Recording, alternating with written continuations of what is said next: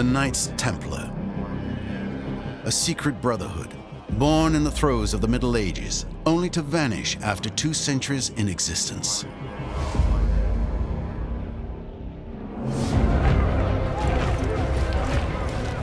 Of these men who left their mark on history, remains the legends that made them famous. Their white overcoats bearing the iconic Red Cross, the riches they amassed, their discipline and ferocity in battle. These were the elite troops, the special forces of the 12th century.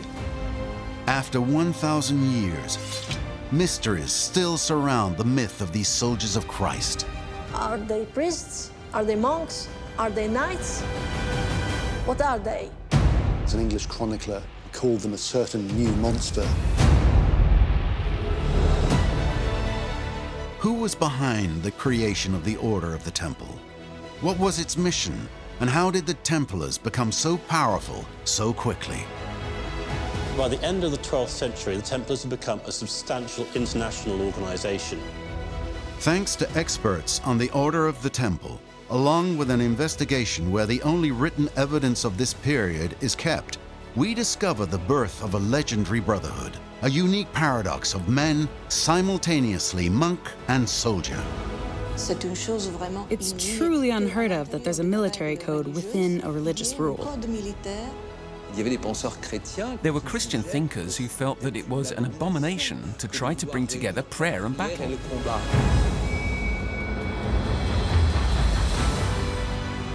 From the arid lands of the East to the royal courts of France and England, discover the rise of the first Templars. See how they rallied the Pope, kings and people all across Europe to their cause. People began to offer huge sums of money, large numbers of donations to the Templar Order. The county of Champagne, Burgundy, Ile-de-France saw the birth of networks of Templar houses and commanderies every 30 to 40 kilometers. It was completely unprecedented to become that powerful that quickly. This is the story of the birth of the Knights Templar, a handful of men who transformed a simple brotherhood of soldiers into a religious order prepared to reign over Europe.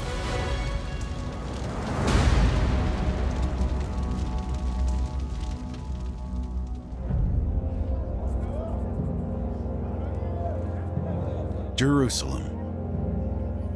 It was here, in the heart of the Middle Ages, that the first Knights Templar emerged.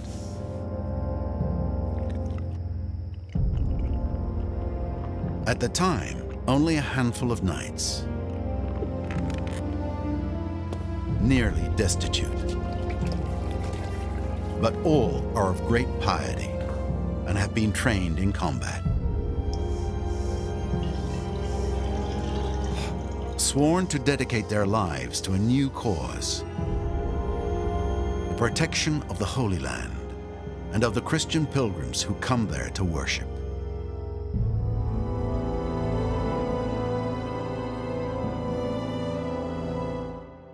To understand the origins of their existence, we must go back to the end of the 11th century. At the time, the religious world was divided.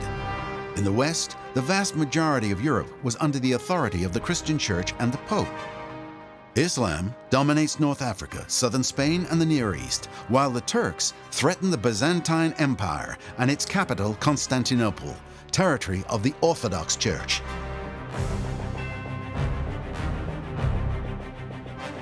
With Pope Urban II's call to action, the First Crusade witnessed thousands of Christians marching across Europe to reconquer the Holy Land. After 3 years of violent fighting, these crusaders reclaimed many possessions, in particular, the city of Jerusalem, where Jesus Christ was crucified and where his tomb lies. They got to Jerusalem in the summer of 1099 and camped outside the city walls for about a month, laid siege to Jerusalem, and once they finally breached the city walls in July, there was a bloodbath. It was said that, blood was running, knee-deep. This could be a medieval exaggeration. I mean, medieval chronicles are prone to exaggerate the scale of carnage, but it was pretty bad. Muslims were slaughtered. The First Crusade gave birth to the Crusader states, the County of Edessa, the Principality of Antioch, the County of Tripoli, and the Kingdom of Jerusalem.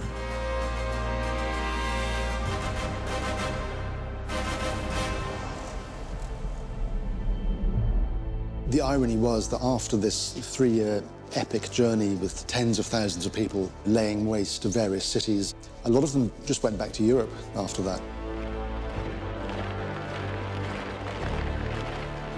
At the dawn of the 12th century, the security of these Crusader states, threatened from all sides, rested on only a few knights of very diverse backgrounds who chose to settle there.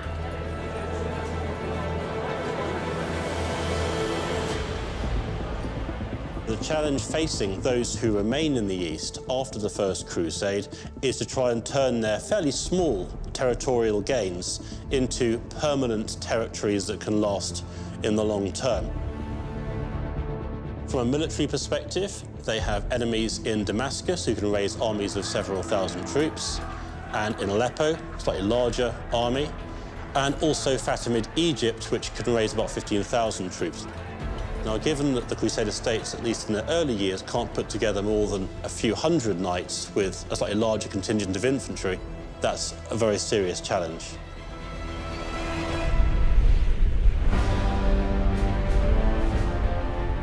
In Jerusalem, Christian pilgrimage is on the rise and is organized by the authorities of the Holy City, the King of Jerusalem, the Latin Patriarch at the head of the Church, and the canons of the Holy Sepulchre, which govern religious life in the city.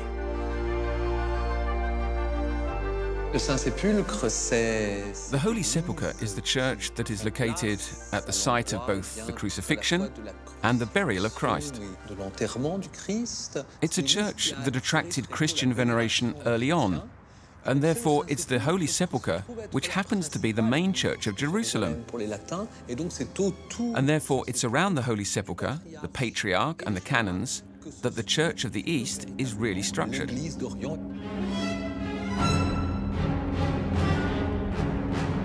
At their side are the members of the Order of the Hospitallers of St. John of Jerusalem to help welcome pilgrims and care for the sick. But guaranteeing their safety is becoming increasingly difficult.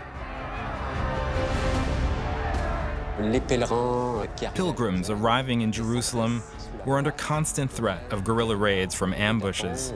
So all pilgrims arriving in Jerusalem could be attacked in the vicinity or near the Holy City. The outskirts of this Holy Land were by no means safe.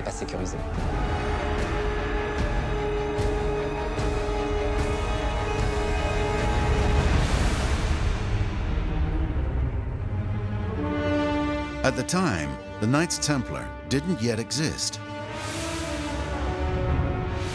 The soldiers charged with the safety of the pilgrims were called the Milites Sancti Sepulchri, the Knights of the Holy Sepulchre.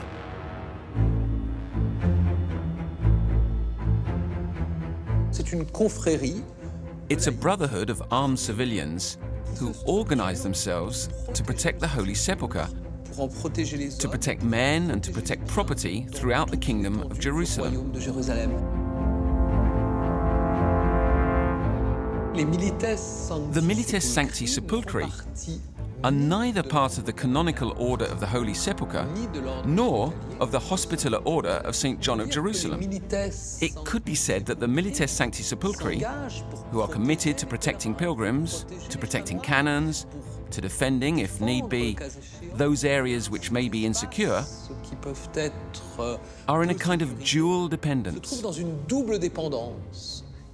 They are dependent on the canons, who direct their spiritual life, and they are dependent on the Hospitallers of St. John of Jerusalem, who maintain and nourish them.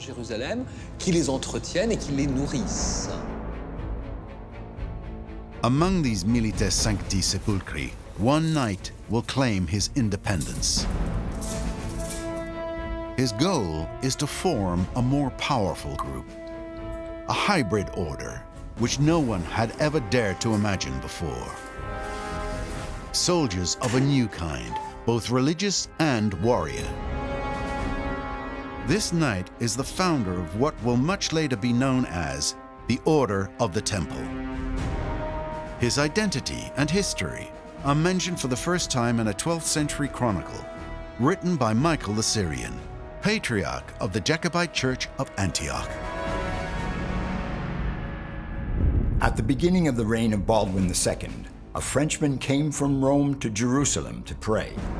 He had made a vow not to return to his own country, but to become a monk after having helped the king in the war for 3 years.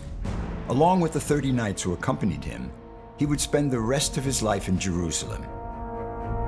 When the king and his barons saw that the Frenchman and his knights had achieved remarkable things in battle, they advised the man to serve in the militia with his 30 knights and defend the place against bandits, rather than become a monk in the hope of saving only his own soul. Now this man, whose name was Hugh de Pin, accepted this counsel, and the 30 knights who accompanied him joined and united with him.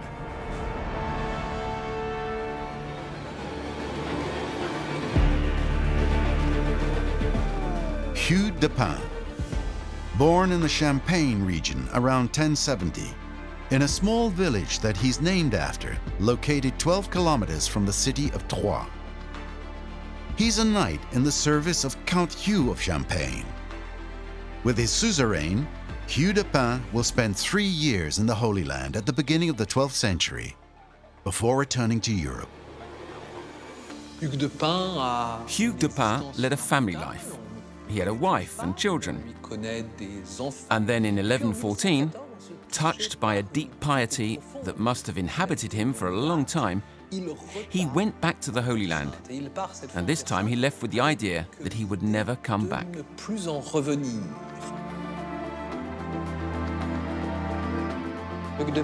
Hugh de Pin is a military strategist, a defender of the Holy Land. He truly experienced what Jerusalem was, and it must have been a revelation for him. In Jerusalem, one could not be a knight like any other. One could only be a knight turned towards God, towards the service of Christ. So this idea must have germinated when he arrived in Jerusalem. Over several years, Hugh de Pin refined his project. And in 1119, one event will change his destiny.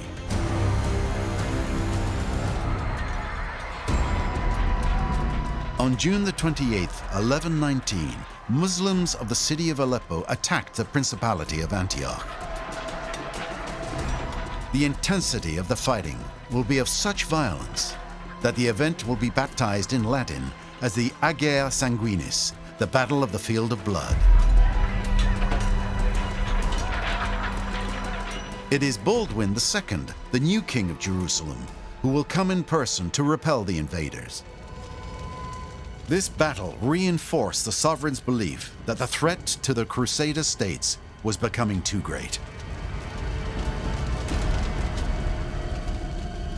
The new king, Baldwin II, realized that he needed more military presence than he had on the ground. He needed border guards, escorts on the roads to protect the pilgrims. He needed additional forces.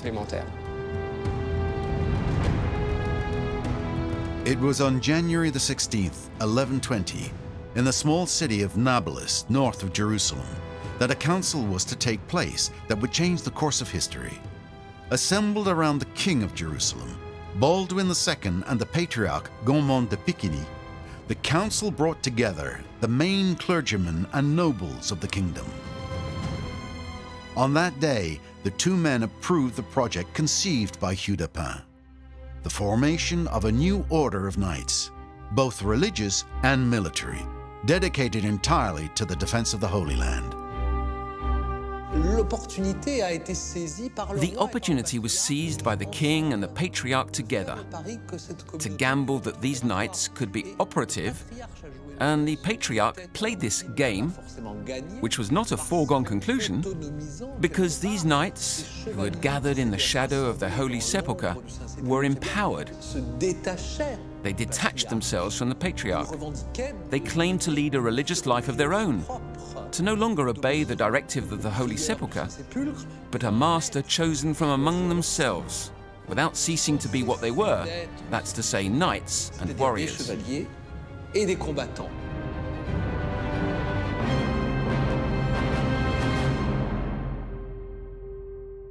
It is King Baldwin II himself who will offer the members of this new order of chivalry a place to settle. This place is mentioned in another manuscript written by William of Tyre, known for being the first historian of the Crusades. Over the course of the same year, some noble knights devoted themselves to the service of Christ and professed to live forever in chastity, obedience, and poverty. As they had neither church nor fixed residence, the king granted them accommodations in his palace, which was located near the temple of the Lord.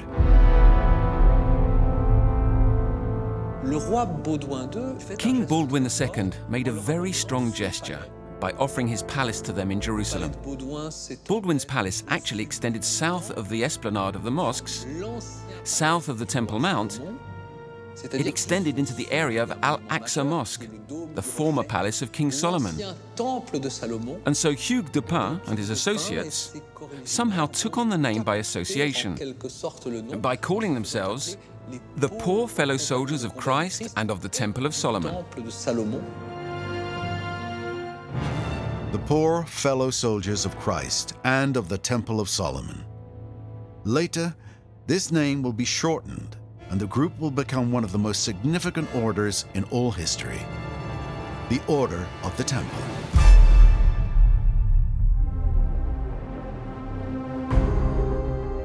Faced with the ongoing conflicts in the Holy Land, the members of this new brotherhood must now find a way to grow.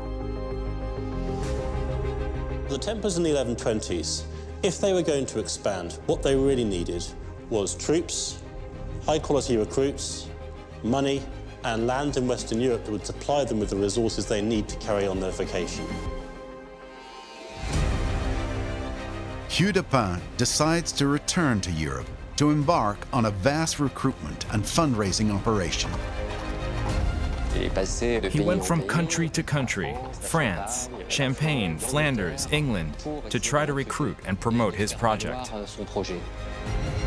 As an agent seeking crusaders for the King of Jerusalem, he went into all the major courts of Western Europe. People began to get curious about who he was, what his order was trying to achieve, and when they found out, they were immensely impressed and began to offer huge sums of money, large numbers of donations to the Templar order, so much so that it became very, very wealthy very, very quickly. But Hugues de Pin and the founders of the Order of the Temple know that to bring more men and money to the Holy Land, they need to be recognized by the highest authorities of the time.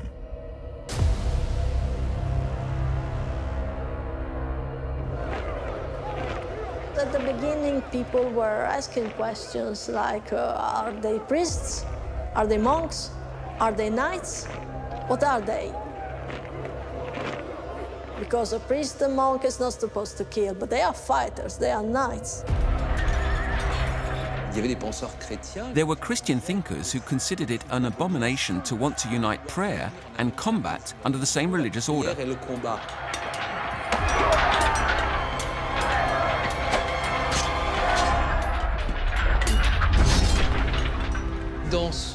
In his desire to consolidate the community, to transform it into an order, Hugues de Pin had to obtain the permission of the Roman Church and therefore of the Pope.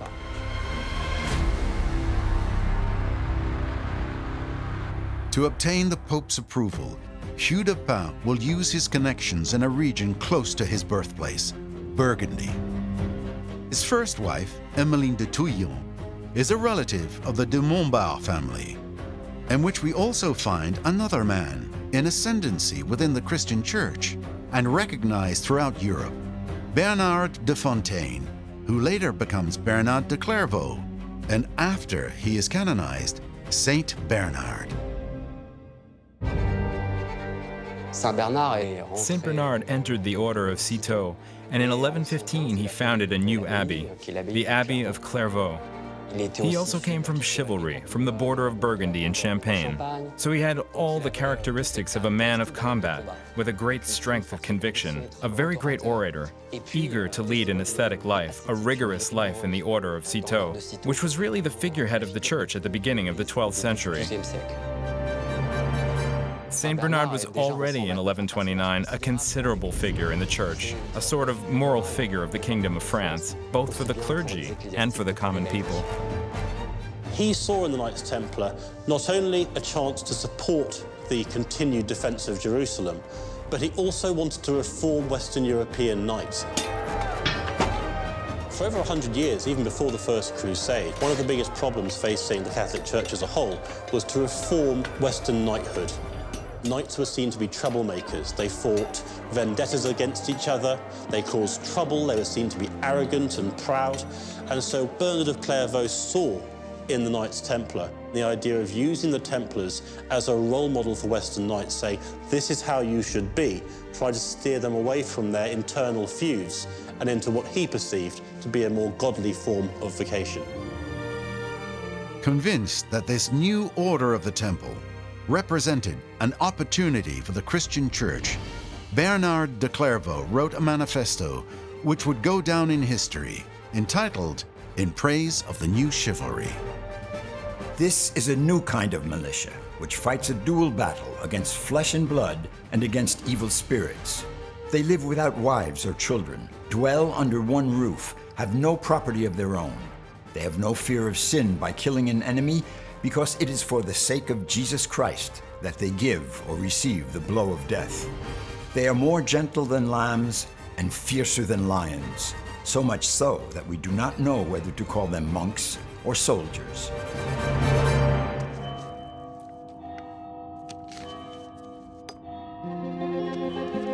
What is stated in his De Laude Nove Militia was, of course, justification of the killing of the enemy. But it wasn't just that. What is most important is the opposition that he makes between two types of chivalry. The profane chivalry, where the knights are rich or seek after richness and fight for it and love the beautiful dresses, the beautiful horses, and another kind of new chivalry. This new chivalry was impersonated by the Templar Knights that really don't care about richness, individual richness, of course, and they put their lives and all they have in support of Jerusalem, the Holy Land, and Christianity in the end.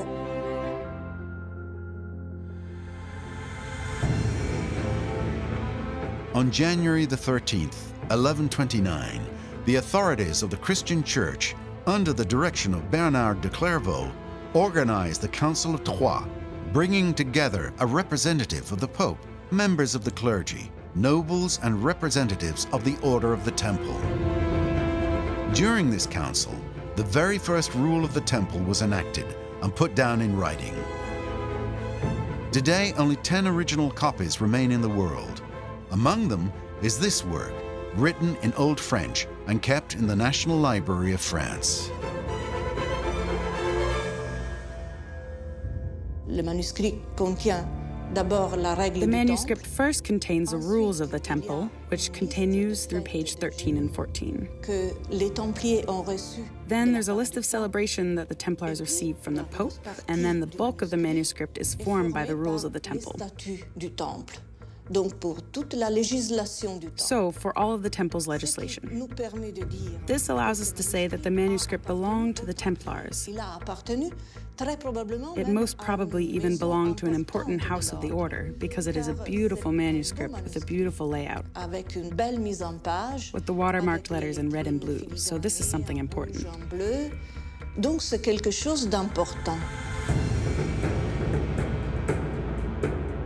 In the beginning of the book, we find the names of those who participated in the council. The first is perhaps the most important, Cardinal Matthew of Albano, a representative of the Pope. The following is a list of several people gathered in the cathedral of the city of Troyes, among them important religious leaders. The archbishops of Reims and Sens, the bishops of Soissons, Paris, Troyes, Auxerre, and Beauvais. 8 abbots, including, of course, Bernard de Clairvaux, noblemen such as Count Thibaut of Champagne and William the Count of Nevers. At the end are named the 6 Templars present at the Council of Troyes, among them Brother Hugh de Pin, master of chivalry.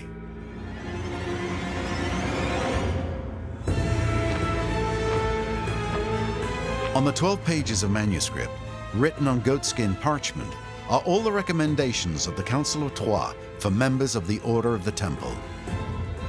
The rhythm of prayers when they're in battle, the care required to give their horses, or the food they're advised to eat. You are to eat meat 3 times a week. Everything is accounted for, down to the last detail, because unlike monks, the knights cannot fast or be lacking in sleep. They must maintain their strength to be ready for battle. The brothers who are exhausted from the great services rendered to the order can avoid getting up for the night prayers, with the permission and discharge of the master.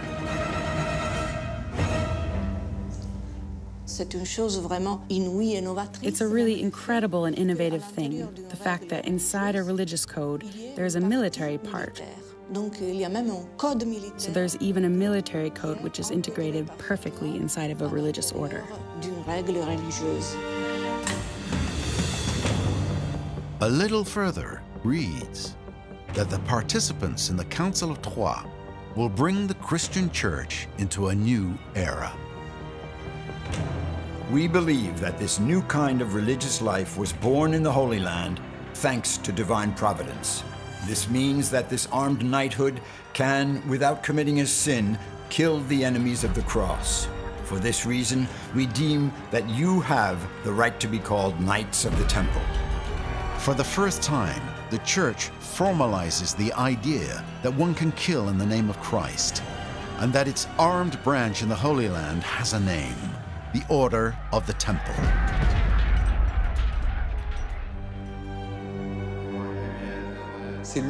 It was the Council of Troyes which marked the birth of the Order of the Temple and which transformed the community gathered around Hugh de Pin in Jerusalem into a structure of the Latin Church.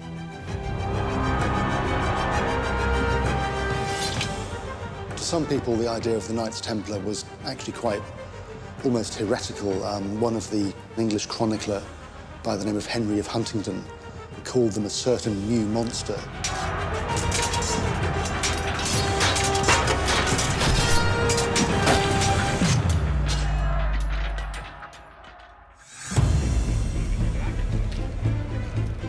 The Council of Troyes, therefore, marks the beginning of a new era for the Order of the Temple, and the celebrity of these new Knights of God immediately spreads throughout Europe.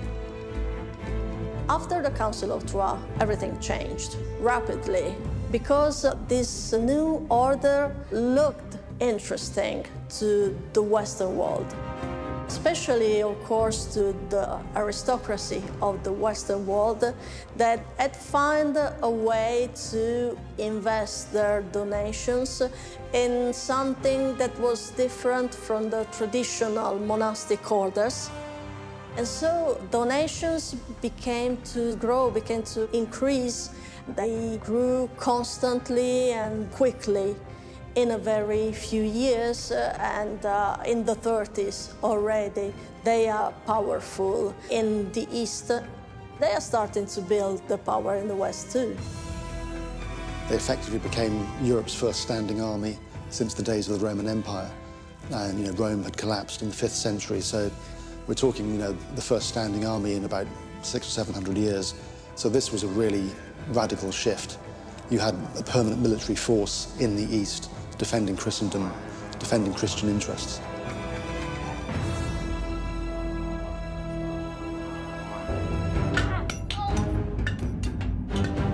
Once the donations of land and money and so on came in, that's when they were able to train men up to fight. A medieval knight was the equivalent of, modern-day tank or something, just like a fully armed knight on a war horse. It was quite an awesome figure to behold, you needed to run. So these were, the elite troops, the crack troops, the special forces of the 12th century. It was at this time the first symbols of recognition of the Templars were born, on which their legend of outstanding fighters would gradually be built.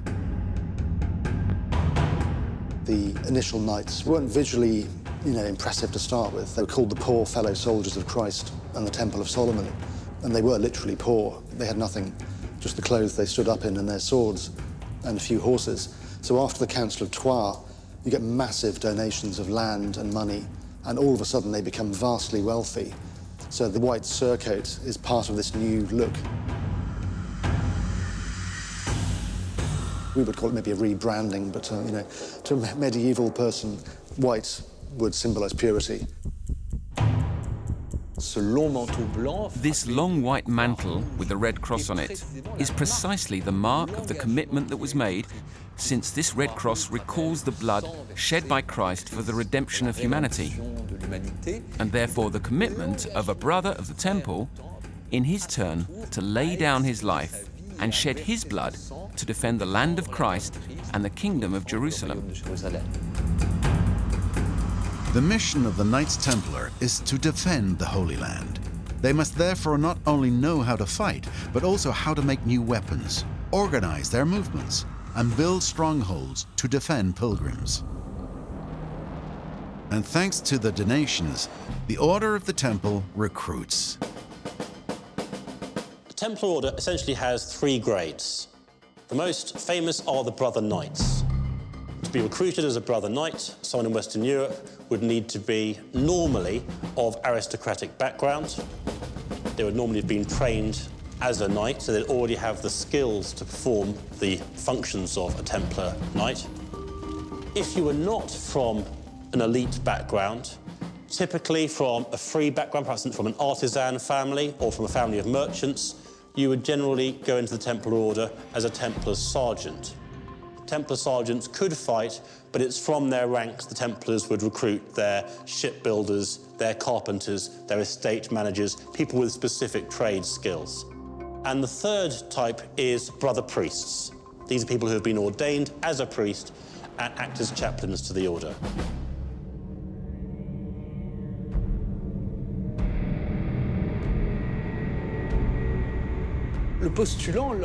When the applicant enters the temple, he commits himself to a number of things, and these obligations take place within the framework of a ceremony.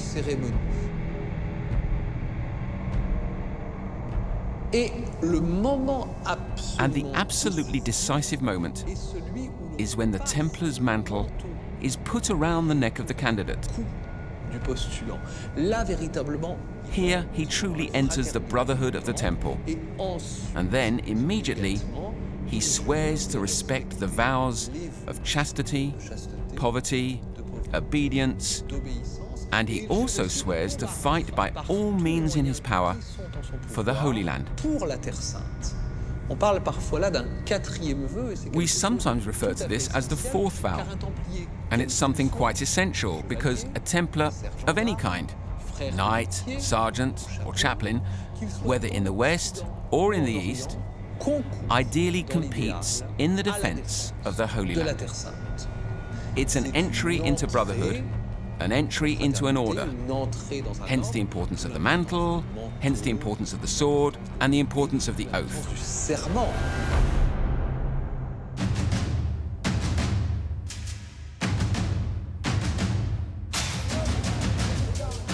Gradually, Templar houses called commanderies were created in Western Europe. The brothers lived there by scrupulously respecting the guidelines of the temple by pursuing only one mission: to prepare to fight in the East and to grow the wealth of the order to finance the Holy War. A commandery is a large building with a residence, with common buildings, a granary to store crops, and above all, a chapel. It is in the commandery that the chaplain goes to officiate, where he will do the canonical services for all the brothers.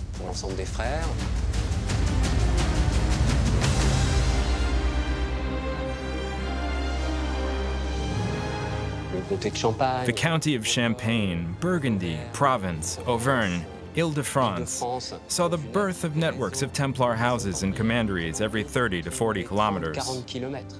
So it was a network that formed fairly quickly during the 12th century. These commanderies and these Templar houses are also used to recruit locally. Their establishment, their impact, their daily relationship with the populations also serve to feed this recruitment.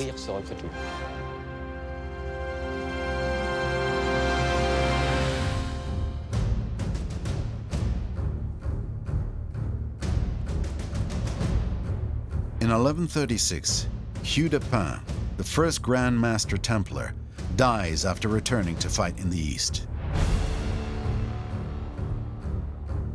He is replaced at the head of the order by Robert de Caen, who brilliantly organizes the operation and management of the commanderies, which continue to develop thanks to donations. 10 years after the Council of Troyes, events are accelerating. On March the 29th, 1139, Pope Innocent II writes a papal bull which will go down in history. A document which bears his seal and is baptized Omne Datum Optimum, the 3 Latin words with which it begins. Every good grace and every perfect gift descends from above, from the Father of light, with whom there is no change or shade of variation. We exhort you to fight the enemies of the cross with ardor, and as reward, we allow you to keep for yourselves all the spoils that you have seized, without anyone having the right to claim from you a share of them. And we declare that the Order of the Temple, with all its possessions acquired by the bounty of the popes, the kings, and the princes, remains under the protection and guardianship of the Holy See. According to this text, not only can the Templars preserve the wealth accumulated during battles against Muslims in the Holy Land, but they place themselves under the authority of one person, the Pope himself. No one can force you to pay tithes, but we confirm to you the possession and enjoyment of the tithes given to you with the consent of the bishops, so that you may have the fullness of salvation and care for your souls. For the practice of the divine offices and the giving of the ecclesiastical sacraments, you may admit clerics and priests. We grant you the power to build chapels in all the places attached to the temple, so that you and your relatives may attend services and be buried there. For it is bad for your morals if the brothers of the temple, on their way to church, should mingle with crowds of sinners and those who keep company with women. The Order of the Temple will no longer pay tax to the Church, will have the right to collect tax without going through the bishops, train its own priests, build its own churches, and anyone who questions this protection of the Pope will be excommunicated.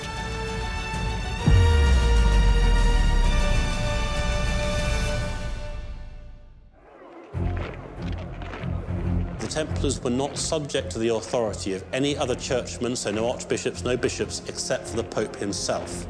This gave the order a great deal of freedom of movement, at least within the church hierarchy, but it also stirred up resentment among the archbishops and the bishops and the other members of the church who felt the order had too much independence and wasn't responsive to their leadership. Over the following years, successive popes will further strengthen the privileges given to the Templars. In 1144, the faithful were expressly asked to contribute to the mission of the Knights Templar, and it was stipulated that the Pope would grant his forgiveness to the benefactors of the Order of the Temple. He who has provided them with the goods God has entrusted to them, and who has established a bond with such a holy brotherhood and allowed them to make a profit each year, will receive a reduction of 1/7 on the penances he has incurred. There were huge tracts of land were given to them by kings all over Europe, but even, small grants of land like, estates, farms, water mills, things like that. If somebody wanted to donate to the order, they would accept everything. No donation was too large or too small, because it was all, with the greater good of keeping the Christian kingdom in the East going.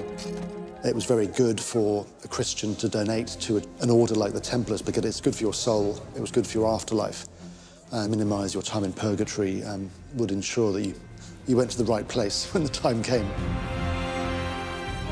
In 1145, a new papal bull gave the Knights Templar the right to bury their brothers in their own cemeteries and to travel freely throughout Europe. So from 1129 to 1146, we could compare them to, like a corporation or something, or a business, going from a small start-up to being multinational in 17 years. I mean, even today, that length of time is quite impressive. But in the Middle Ages, it was completely unprecedented for a small group of people to become that powerful that quickly. It had never happened before.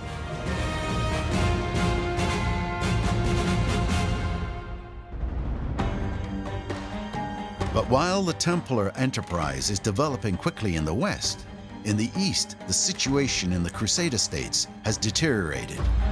Defeated in Damascus in 1129, in Bahrain in 1137, in Tequa in 1139, and especially in Edessa in 1144, where it's said that 30,000 Christians were massacred. The failures of the Crusaders mount one after another. These were not the setbacks of the Templars. These were the setbacks of the army of the Kingdom of Jerusalem, which were starting to integrate within it perhaps a few dozen Templars. But these setbacks were bitter. The Templars still lacked influence within the army, and the qualities of order and discipline that we know of them were not really imposed. In the face of these defeats and the threat to Christians in the East, Pope Eugene III decided to act. With the papal bull Quantum Predecessoris, he called for a new crusade. Bernard de Clairvaux himself is in charge of mobilizing the population. On March the 31st, 1146, at Vézelay in Burgundy, he preached the journey to the Holy Land by promising to those who would take up the cross the absolution of all sins. Among the many sovereigns from all over Europe who joined the Second Crusade was Louis VII, King of France, and his wife Eleanor of Aquitaine. And to help in their endeavor, they turned to those with sufficient means: the Knights Templar. In 1147, Louis VII requested funding from the Order of the Temple, and he entrusted them for the first time with his treasure. So they already have resources that can help the sovereign with his crusade, arming ships, etc. These are the Templars who served as scouts, protectors, guides along the road. And the crusade route is very challenging for Louis VII. They suffered very harsh Turkish attacks, and it was the Knights of the Temple, led by their Marshal Evar de Bar, who will become Grand Master, who saved the royal army.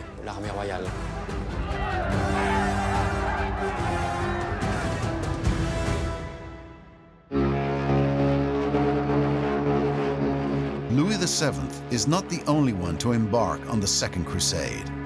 Conrad III, King of Germany, also made his way to the Holy Land with nearly 20,000 men at his side. But from the first months of combat, the armies of the two kings suffered great setbacks against the Muslims. Mount Cadmos, Doriley, Inab. Defeats follow one after another, and the deaths pile up.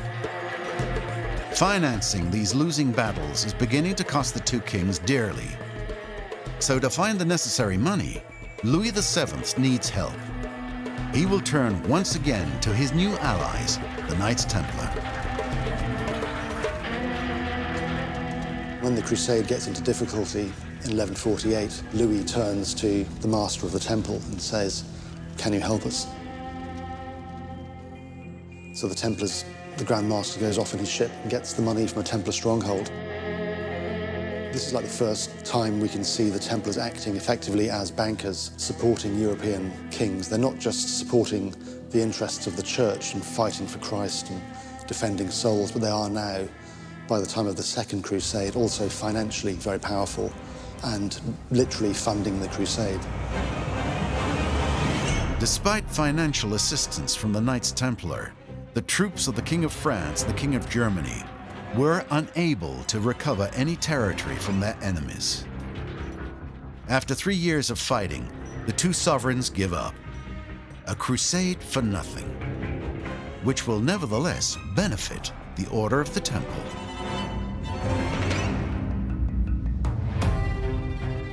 The Second Crusade was a total failure. It ended with nothing at all. Mostly because the presence of Conrad III and the King of France revealed to be a problem. They disagreed on almost everything. They made all the possible wrong choices, like taking the siege of Damascus, who ended up badly for the King of France with a lot of money spent. He had to ask for money to the Templars in order to go back to France.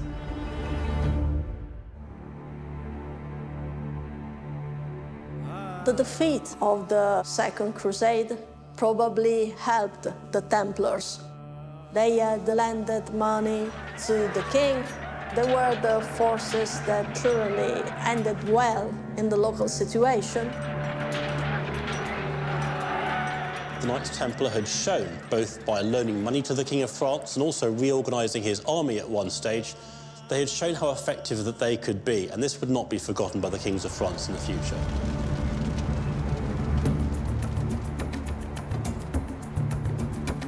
The Second Crusade will be a resounding military failure, and Louis VII returns to France in 1149, greatly weakened financially and diplomatically. However, his ordeal contributes to the growth of the legend of the Knights Templar. He came back from the Holy Land with a lofty idea of what the Knights of the Temple were like. For him, this is an order that shines over the whole surface of the earth and which has no equivalent in his mind. And he will not cease to give them income and money from his tax revenues. He cedes to them the Villa Savigny, which will become the great commandery of Savigny-le-Temple. So this is a king who shows the same fascination of the sovereigns for the beginnings of the Order of the Temple, since it is less than 30 years after its creation, and the King of France is truly an unconditional supporter of the Knights of the Temple.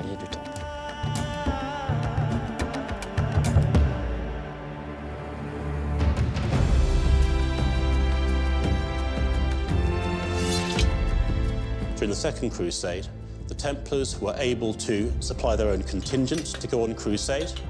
Whilst continuing their work in the Crusade estates, they were also able to afford a series of massive loans to the King of France to support the King of France's crusade to the Holy Land. By the end of the 12th century, the Templars had become a substantial international organisation. We don't know precisely how many members they had, but it seems likely that they would have had about 600 fighting brother knights in the Crusade estates, but then with a much larger substantial contingent of infantry and other employees and followers. In Western Europe, they would have had an equally, possibly even larger number of brother knights, brother sergeants, and other personnel, all there to facilitate the supply of resources to the Holy Land. The Templars developed this reputation for avarice, but I think what was really going on was they were just very good businessmen. At the beginning of the second half of the 12th century, the Order of the Temple will become more and more powerful. Supported by popes and kings, the order accumulates considerable wealth, building commanderies in the west and castles in the east. Its ranks will not cease to grow. the reign of these new Knights of Christ was only beginning.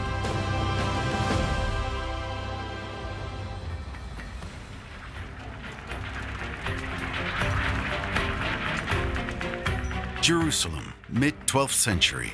Since the taking of the city in 1099 by the Crusaders, the Christian armies attempt to preserve their possessions in the Holy Land. At the time, the Eastern Latin states, located along the Mediterranean Sea, consisted of the Principality of Antioch, the County of Tripoli, and the Kingdom of Jerusalem. Surrounded on all sides and facing increasingly powerful enemies, fighting in the region is permanent. Among the knights present on the battlefield, certain warriors donning white coats emblazoned with a red cross stood out. The Knights Templar. Both monk and soldier, they are members of a brotherhood created at the beginning of the 12th century, under the high authority of the Pope himself, the Order of the Temple.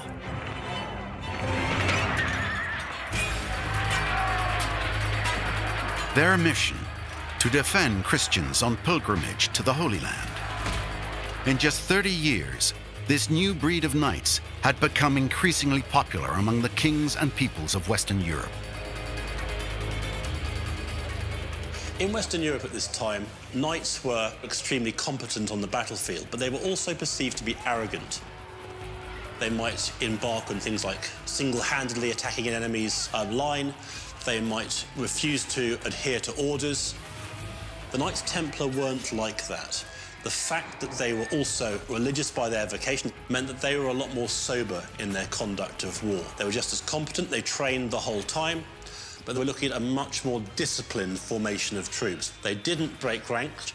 They were expected to work in very close formation, to fight in a sober but very intense manner. They were not there to show off, they were there to conduct that role. The various Muslim commanders generally viewed the Templars as the most dangerous troops in the Crusader states. An indicator of just how feared they were as soldiers is that often after a battle, all the Templars were executed. The Muslim commander couldn't afford to keep them alive, they were too dangerous. At their head is a knight referred to as the Grand Master. The first of them, Hugues de Pin, founder of the Order of the Temple, died in 1136. Robert de Crau and then Everard des Barres succeeded him. In 1152, a fourth Grand Master was elected at his turn, Bernard de Trémollet. It was he who in 1153 was to distinguish himself in a battle that became famous, the capture of Ascalon. At the time, the city was a Muslim enclave within the Kingdom of Jerusalem. Attacks could therefore be easily launched from Ascalon against the Christian states. For 5 months, the army of the Kingdom of Jerusalem tried to retake the city. The troops were composed of a motley mix of Latin soldiers who occupied the Holy Land and members of military orders of the time. Among them, several hundred Knights Templar had come to lend a hand to the army of the King of Jerusalem. Ascalon was a Fatimid shield that protected Egypt in a way. And the Christians really wanted to consolidate the southern border of Jerusalem and had long held the idea to take it over. In 1153, the Kingdom of Jerusalem besieged the city. And the siege, at the start at least, went very badly. And it was really when the commanders were beginning to discuss whether it could succeed at all, they decided to stage a final assault, and the Knights Templar went in first. The Templars entered through a breach, but they entered alone. And the Muslims, once the Templars entered the city, closed in around them. It's believed that about 40 Templars died in Ascalon, following their master, Bernard de Trémollet.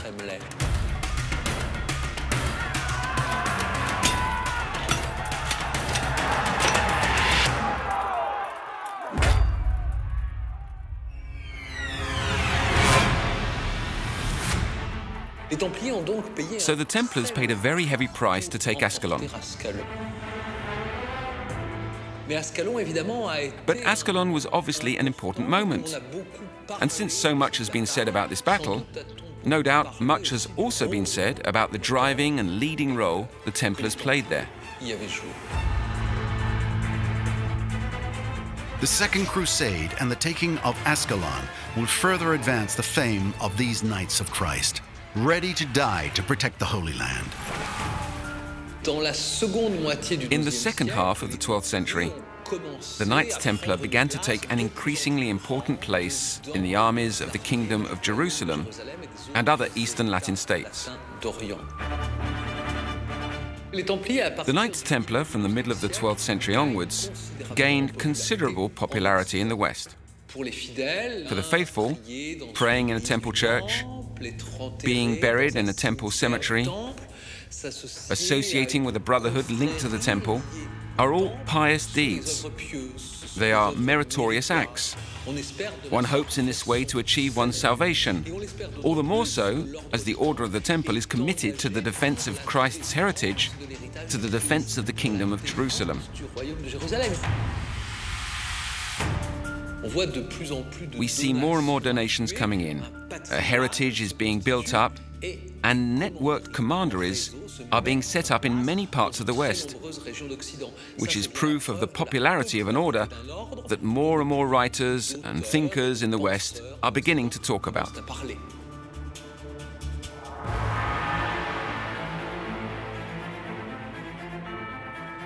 In Paris, in the vaults of the National Archives, there are millions of documents classified by date and relating the history of France.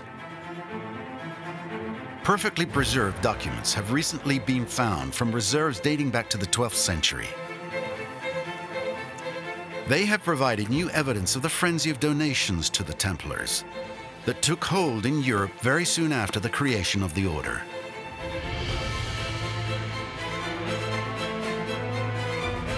The first document dates from 1144. It is an appeal for donations from Pope Celestine II. Here's an edict from the Pope indicating that the Templars are the defenders of the faith in the East, but that they don't have enough income, and that in order to carry out their expeditions, they need the faithful to contribute to providing them with what they need. And so it allows all those who give of their own possessions, their own goods, their own money to the Order of the Temple to have a pardon of 1/7 of the penances they would have to make for their sins.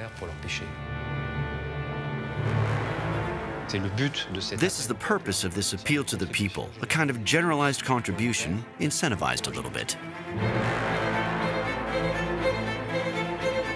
The Order of the Temple thus receives donations from all parts of the population. The Templars themselves contribute to the development of their institution by renouncing their possessions in favor of the order. This document shows a knight who has just entered the temple in the Holy Land and who decides to give up his lands in Picardy.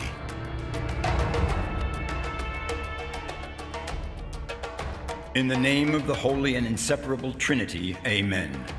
I, Raoul de Resson, for the salvation of my soul and my family, have pledged to God and to the house of the knighthood of the temple 80 hectares of land, and I have conceded that they freely possess it forever in peace. From here, I receive the garments of this same house and give myself as its servant. This document is very rare because it's both the contribution of a small knight from Picardy and also the entrance to the temple of this knight. This act indicates that he entered into the Order of the Temple. We have someone who was on a crusade. He left with all the king's army, with his Count Raoul, Count of Soissons, and then he entered into the Order of the Temple and gave what he had, a land very, very far from Jerusalem. So it's really a document that came back from the Holy Land. It's super spectacular, extremely rare. French nobles also participate in the fundraising. The proof is this document dating from 1159 and signed by Henry II, Count of Champagne. He decides to make his contribution in cash. I, Henry, Count Palatine of Troyes, notify the present and future that my father, Count Thibault, had given 7 silver marks to the brothers of the Temple.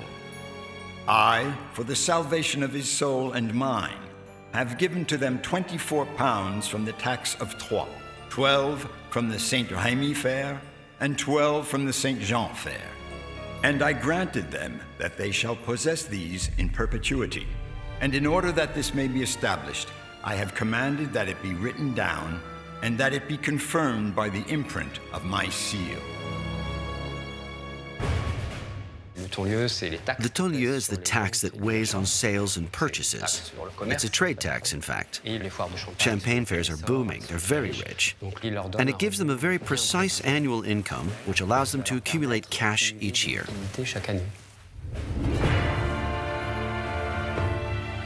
The people, the knights, the nobles, but also the kings. Richard I, known as Richard the Lionheart, King of England at the end of the 12th century, will also be a fervent defender of the Templar cause. It's one of the rare documents of Richard the Lionheart, King of England, Duke of Normandy, who validates all of the goods of the Order of the Temple in Normandy, since he's the Duke of Normandy.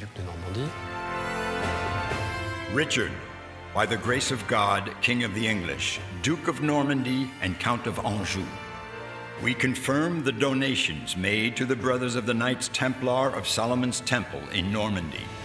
Land, villages, or men, they will pay neither tax duty nor tolls on passage. This act is addressed to the archbishops, bishops, seneschals, my agents, and my faithful throughout Normandy. This act was implemented in this form, or in the form of authentic copies, to all of the financial and administrative institutions of the Duchy of Normandy.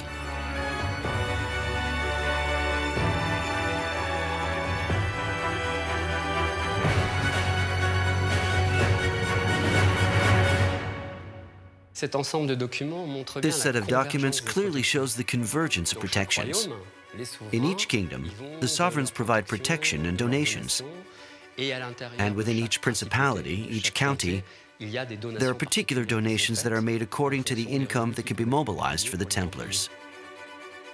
A whole system that is both political and economic, set up and emanating from authorities at very different levels. Thanks to these donations, the network of Templar commanderies, where the members of the order responsible for growing the assets of the temple live, is being rapidly expanded. Over time, the leaders of the Order of the Temple learned to function as administrators of these properties and landholdings. There were many donors with varied types of properties. A plot of land here, a large farm there, sometimes with geographical variations. And so they had to manage this in an organized way. So over time we see there are regroupings of properties, exchanges of land. There's a parcel that suits us better here, so we gave up another one there. It was something very common.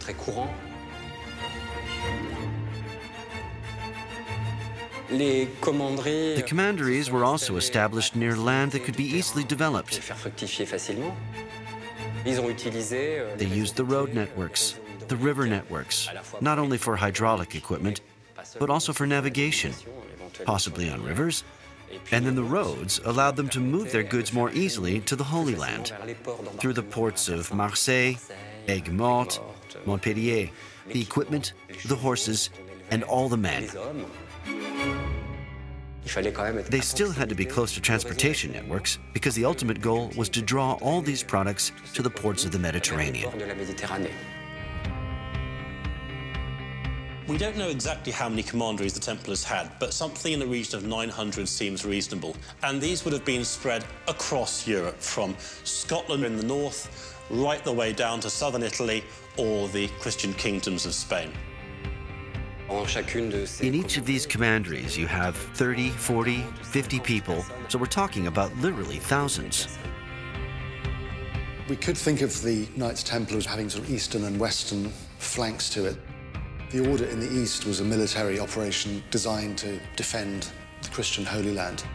In the west, however, the Templar properties weren't really military bases at all. They were financial centres where they would generate the wealth to support the operations in the east. So it was kind of a combination of, military in the east and, business in the west, effectively.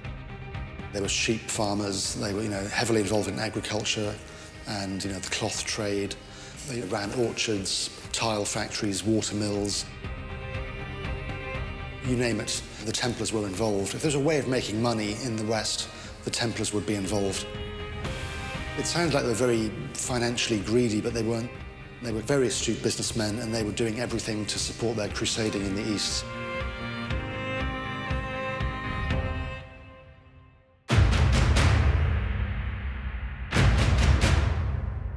In England today, there are still traces of the many Templar commanderies, such as the Cressing Temple. One of its barns is known to be the oldest wooden barn in the world. Cressing Temple was, I think, the first domain that was given in England to the Templars. It was donated in 1137 by Queen Matilda. It quickly became one of the biggest and one of the most important, perhaps the most important domain in England. It comprised of 700 acres of land. It is situated in a very strategically important point. It's in Essex, so it's halfway between London and the port of Harwich. Port of Harwich was one of the most important ports in that period.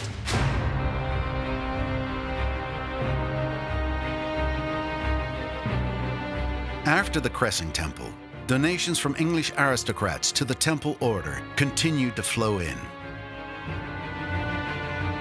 Commanderies then appear in the counties of Essex, Lincolnshire, Norfolk, and then gradually throughout the English territory.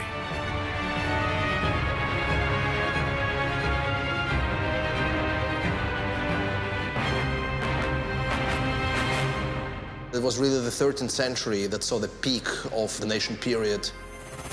Henry III of England, in particular, was a keen supporter of the Templars, and you have more and more nobles who were mimicking the royal behavior. We can say that the order possessed the single largest number of landed estates in England. They had 141 domains all over England and Wales. And we're talking about something that comprised at least 60,000 acres, out of which 30,000 acres were under direct cultivation. The Templars were certainly one of the richest institutions in England. They were really trying to maximize profits of productivity on local domains. They were actually exhibiting very, very similar mentality and behavior to what we see today in the 21st century. I mean, these were very, very rational corporations that were bound to invest and maximize the profits through very, very rational type of behavior. On each manor, you would have a special officer called bailiff or steward that was in charge of agricultural activities and sowing local crops, overseeing livestock. And it was also responsible for marketing the produce, both the arable produce and the livestock produce.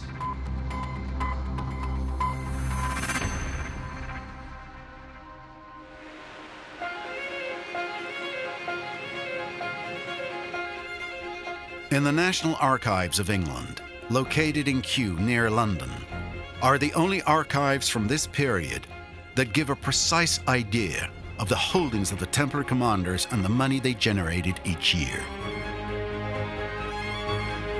This information, written in Latin, was kept on scrolls of sheepskin parchment that have been preserved over the centuries.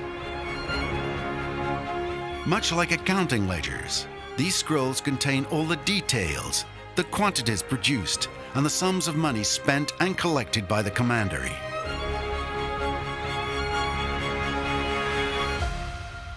Every domain has its own clerk that was recording what was going on there.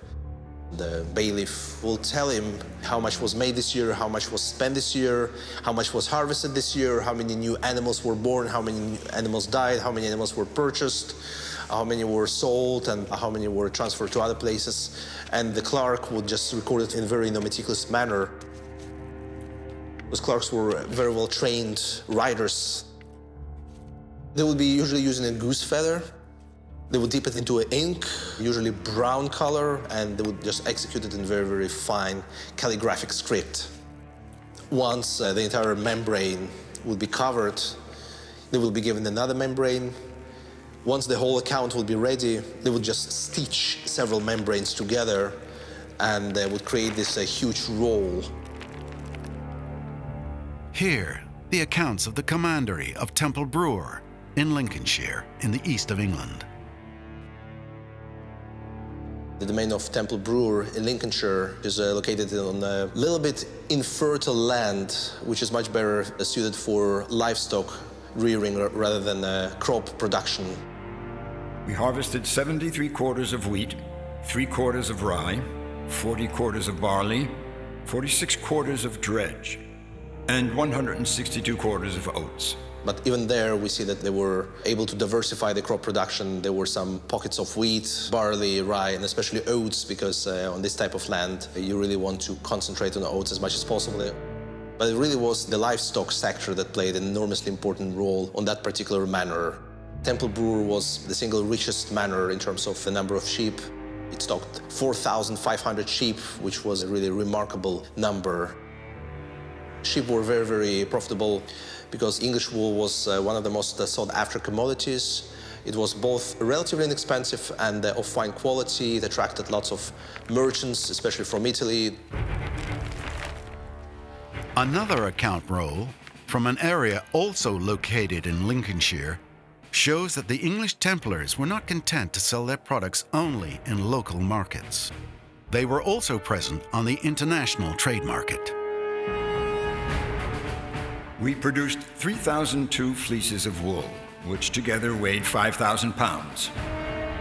On this scroll, for example, the buyer of the wool is specified, the company Bellardi, one of the most important Italian wool merchant families of the time. With the sales of these products, each Templar commandery generated considerable revenues. In that year, we made 315 pounds, 8 shillings, 8 pence and a quarter. If we take all the landed estates of the Templars in a given year, an average year, you would expect the Templars to generate the income of approximately 4,500 pounds a year. We're talking about something that can be translated into a 6-digit figure today in contemporary money, so we're talking about something that could, in some years, actually exceed how much the king would have made. The Knights Templars' possessions, both in Western Europe and in the Crusader states, were truly substantial. They had enormous land holdings, which made them one of the largest landowners anywhere in Western Christendom. Their incomes were truly substantial, far greater than that of most kings. The income of each English commandery was transferred to the headquarters in London at Temple Church, where the order's possessions were consolidated and accounted for. Over the years, the members of the Order of the Temple improved their expertise in economic development and the management of their money, so much so that they became bankers to the kings.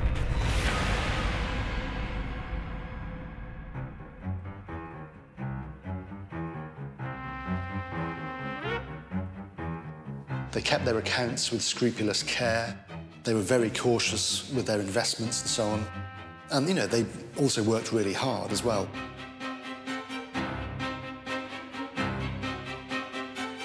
The Templars have been described as being the one medieval institution that did the most for the rise of modern capitalism.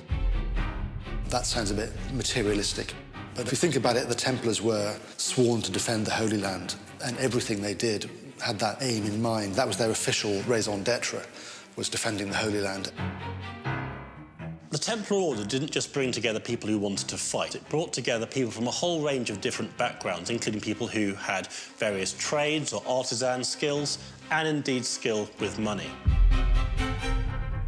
With this, they were able to develop their estates, conduct huge building programs, but also to become very able financiers, so able, in fact, that they were employed by both the kings of France and England to run their treasuries. The Templar Church, in the eyes of the Templars and also in the eyes of royal family and the nobility, will be considered as a safe deposit box. You could either deposit your own valuables, your money, your jewels here, and you can be quite sure that they're in good hands. But also all the profits in money that would be flowing from different estates would actually end up here. Obviously, there were escorted convoys with safes, hutches as they were called, made of wood with the cash inside, which were transported from financial center to financial center. In France, as in England, money circulated from the commanderies to the regional financial centers and then to Paris. This is where the headquarters of the order was located, in the Temple Tower. There was a central treasury at the headquarters of the order, where they had both cash and precious materials, relics.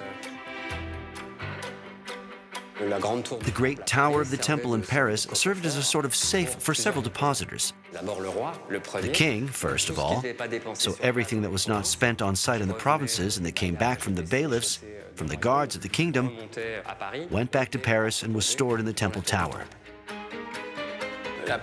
The policy of the French sovereigns toward the Templars didn't change one iota throughout the 12th and 13th centuries.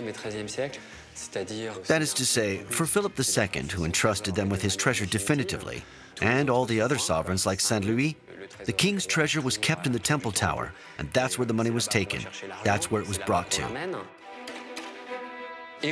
And also, in the only accounting that remains for the end of the 13th century, we see that apart from the king, there were about 60 depositors.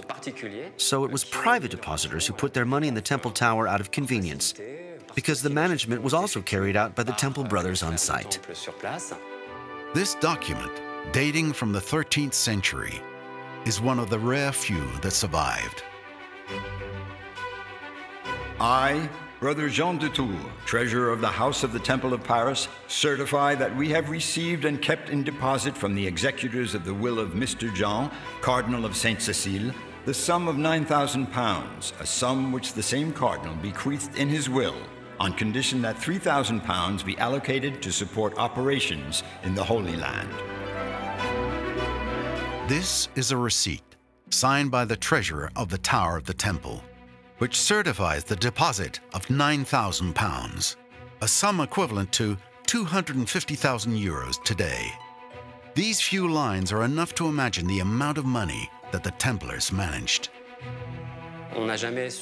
We never knew exactly how many people, but some receipts show that there were probably several accountants on site, apart from the king's accountants who were still there managing the king's money. But the Brothers of the Temple had several agents on site who daily take care of collecting and dispersing the necessary sums to their so-called clients.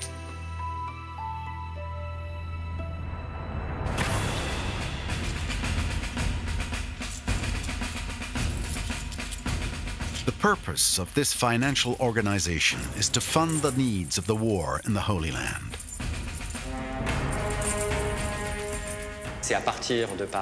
These funds are sent to the east from Paris. So they go through the Mediterranean ports. They're sent to Marseille or Montpellier, and from there, they're shipped by boat.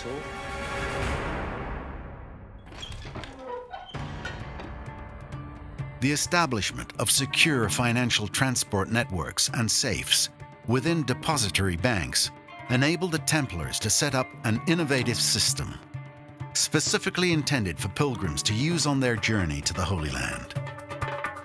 They developed a system of credit notes where you could basically treat the Templars as a bank. You could deposit money in a Templar preceptory in Paris, and when you went on pilgrimage, you could go to Jerusalem, and you go to the Templar house in Jerusalem and say, well, I've deposited a certain number of livres in Paris. I need to get money out to fund the rest of my pilgrimage.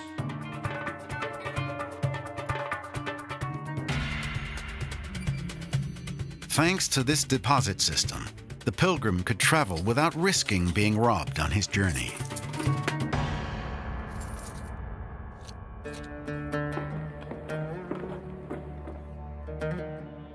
And in this way, the Templars made pilgrimage to the Holy Land simpler and, above all, safer. With a network of strongholds scattered throughout the region, the Templars are able to fight against enemy attacks. They were able to hire the best architects and masons, and they ended up building what are masterpieces of medieval military architecture. The castles like Atlit, for instance, which was possibly the Templars' most celebrated castle, was actually a fortified peninsula. It was completely impregnable, and it even withstood attack while it was still being built. That was how strong it was physically. I mean, the walls were something like 15 feet thick. This was a way of announcing that the Templars were, the mightiest power in Christendom that wasn't a king. They were a real force to be reckoned with. And these castles were incredibly strong. Templar castles take many forms. You've got the really big frontier castles, which were there to protect against attack or to act as staging points for invasion. But you've also got many castles away from the frontier too. Often these could act as estate centres, the middle of large agricultural lands, and therefore a consolidation point for those areas. Trapezac, Chastelblanc, Chastel-Arnaud, Château-Pèlerin, Safed. There are dozens of Templar fortresses throughout the region. Today, remains of the Templar Knights can be found in Palestine, Israel, Lebanon, Cyprus, Jordan, Syria, and Turkey. These traces testify to the power of the Order of the Temple in the Holy Land at that time. The most exposed border crossing in the 12th century, where the Knights Templar had many fortresses, was located in the north of the Principality of Antioch, in a region called the Amanus Mountain, on the borders of what is now Turkey and Syria, where the Knights Templar had established at least half a dozen castles. On the pilgrimage route that connects the port of Jaffa to Jerusalem, the Templars are known to have separated their fortresses in a regular fashion, about a day's walk between each of them. But despite the large sums of money accumulated in the West, the need for funding for the war in the East continues to grow. The Latin states are under constant threat of attack. And with more threats comes the need for more knights, more food, more weapons, and more castles to build, fortify, and protect. The cost of maintaining the numbers of knights that they did in the Crusader states, as well as their engagements elsewhere, was absolutely enormous. The build cost of a single Templar castle was 1.1 million bezants. In modern-day money, that would probably run to billions, but we're looking at monies substantially larger than the incomes of an average king to build that one castle. And the Templars own tens of castles in the Crusader states, and that's before we start talking about the ports they have to maintain, the pilgrimage routes, the troops, their estates, and all the other things that have a call on their finances.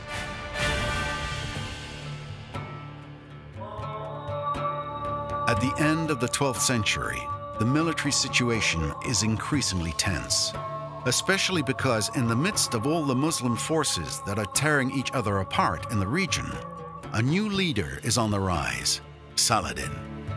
Born in present-day Iraq, Saladin is the founder of the Ayyubid dynasty that succeeded in unifying Egypt and Syria and in conquering Yemen.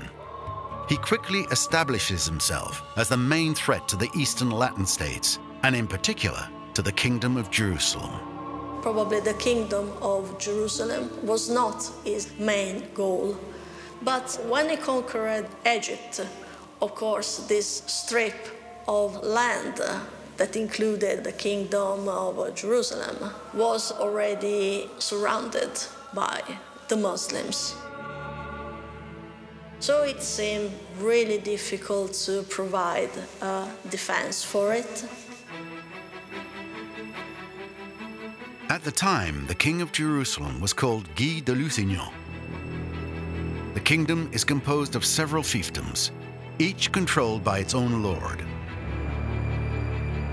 Among them, the lordship of Ultra-Jourdain. At its head, Renaud de Châtillon, known for his acts of violence. In 1187, he attacked a Muslim caravan of civilians who passed through his territory on their way from Cairo to Damascus and plundered all their property. This event triggers the anger of Saladin himself. To take revenge, he orders an attack on the fortress of Karak, capital of Ultra-Jourdain. The king of Jerusalem senses that the situation could escalate. He turns to his closest advisor, Gérard de Ritfort, 10th Grand Master of the Order of the Temple.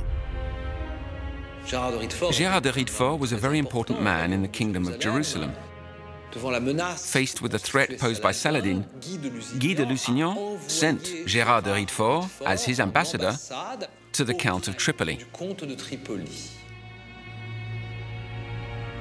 The King of Jerusalem aims to form an alliance with the Count of Tripoli to confront Saladin. But on his way, Gérard de Ritfort would prove to be reckless. Overconfident, he attacks a Muslim contingent by mobilizing only 140 knights. Badly underestimating the situation, he finds himself up against a force of 7,000 men. The battle, named after the springs of Cresson, where it takes place, is a true massacre. The defeat was total. Most of the Templars engaged, about 80 brothers, died, and very few escaped, including the master. Gérard de Ritfort, far from the teachings of his distinguished predecessors at the head of the Order of the Temple, decided to listen only to his pride. Offended to have been defeated in battle, he pushes Guy de Lusignan, king of Jerusalem, to counterattack. As Saladin's troops besiege Tiberias, the Christians make their way to the city to challenge them. Guy de Lusignan therefore went on the offensive, deciding to go after Saladin with the entire Jerusalem army, up to 20,000 men maybe. They engaged in very steep, very dry regions in the middle of summer between Sephoria and Tiberias. And there, they were surrounded by Muslims. It is in Hattin, near Lake Tiberias, that one of the bloodiest battles of the 12th century will take place.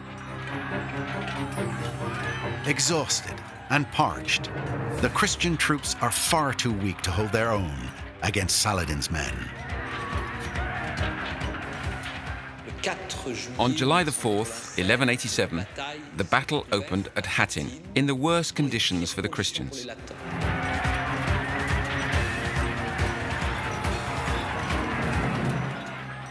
The Templars showed a certain heroism, but their defeat was total.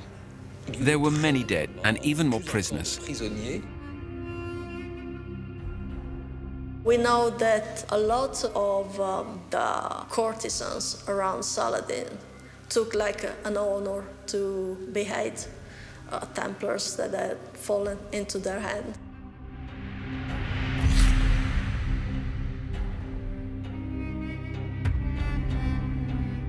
This probably because they were perceived as fanatics for their religion, for Christianity. The Templars were executed by Saladin, but the master was taken into captivity in Damascus for Saladin to use him as a bargaining chip so that the Brotherhood would hand over the fortresses of Gaza and Daron. That's how, in 1187, the Kingdom of Jerusalem collapsed within a few months. And the master of the temple at the time, Gérard de Ritfort, carries in this debacle a significant share of responsibility.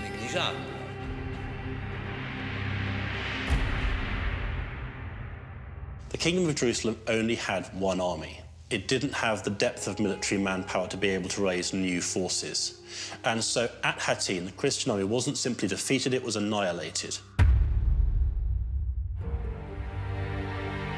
There really was nothing stopping Saladin from conquering the remainder of the Kingdom of Jerusalem, and Jerusalem fell a few months later. Less than a century after Christians took Jerusalem in the First Crusade in 1099, the Holy City again fell to the Muslims. When news of the loss of Jerusalem in the Battle of Hattin got to Western Europe, it caused a tremendous outcry. The Pope is said to have died from the shock. In Jerusalem, Christians are forced to leave the Holy City, and the residence of the temple takes on the name Al-Aqsa Mosque.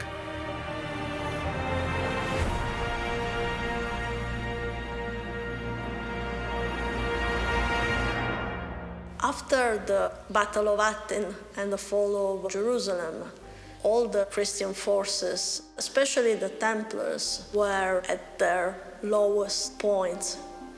They needed more people from the West in order to help to restore the power locally. So this was the first task of the order, to sustain the few that were still there and to enforce them. They needed help to survive.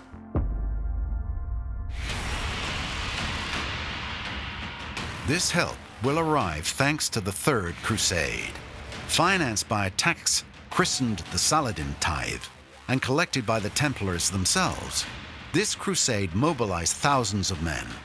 Philip II, King of France, arrives in the Holy Land in April of 1191 with 6 boats. Richard the Lionheart, King of England, arrives in June with 200 ships and a load of gold. As soon as he arrives, he manages to have one of his closest advisors, Robert de Sablé, elected as Grand Master of the Order of the Temple. For several months, the Crusaders fought against Saladin's troops to recapture the lands lost after the Battle of Hattin. During this Third Crusade, the island of Cyprus fell into the hands of the Christians, who also managed to retake several cities along the coast: Ascalon, Jaffa, Arsuf, Caesarea, Tortosa, Maraclea, and above all, Acre. But Richard the Lionheart and his army failed to retake Jerusalem. The Third Crusade was really neither a success for Saladin or for Richard. On one hand, yes, Saladin had retained Jerusalem, and therefore that was his big goal. But on the other hand, the cost of maintaining his hold on Jerusalem had been extreme. Viewed from Richard's perspective, it also wasn't a success. He hadn't gained Jerusalem. That was the big objective. On September 2nd, 1192, Richard the Lionheart and Saladin signed the Treaty of Ramla. The Kingdom of Jerusalem is restored, but without Jerusalem. Acre becomes its capital.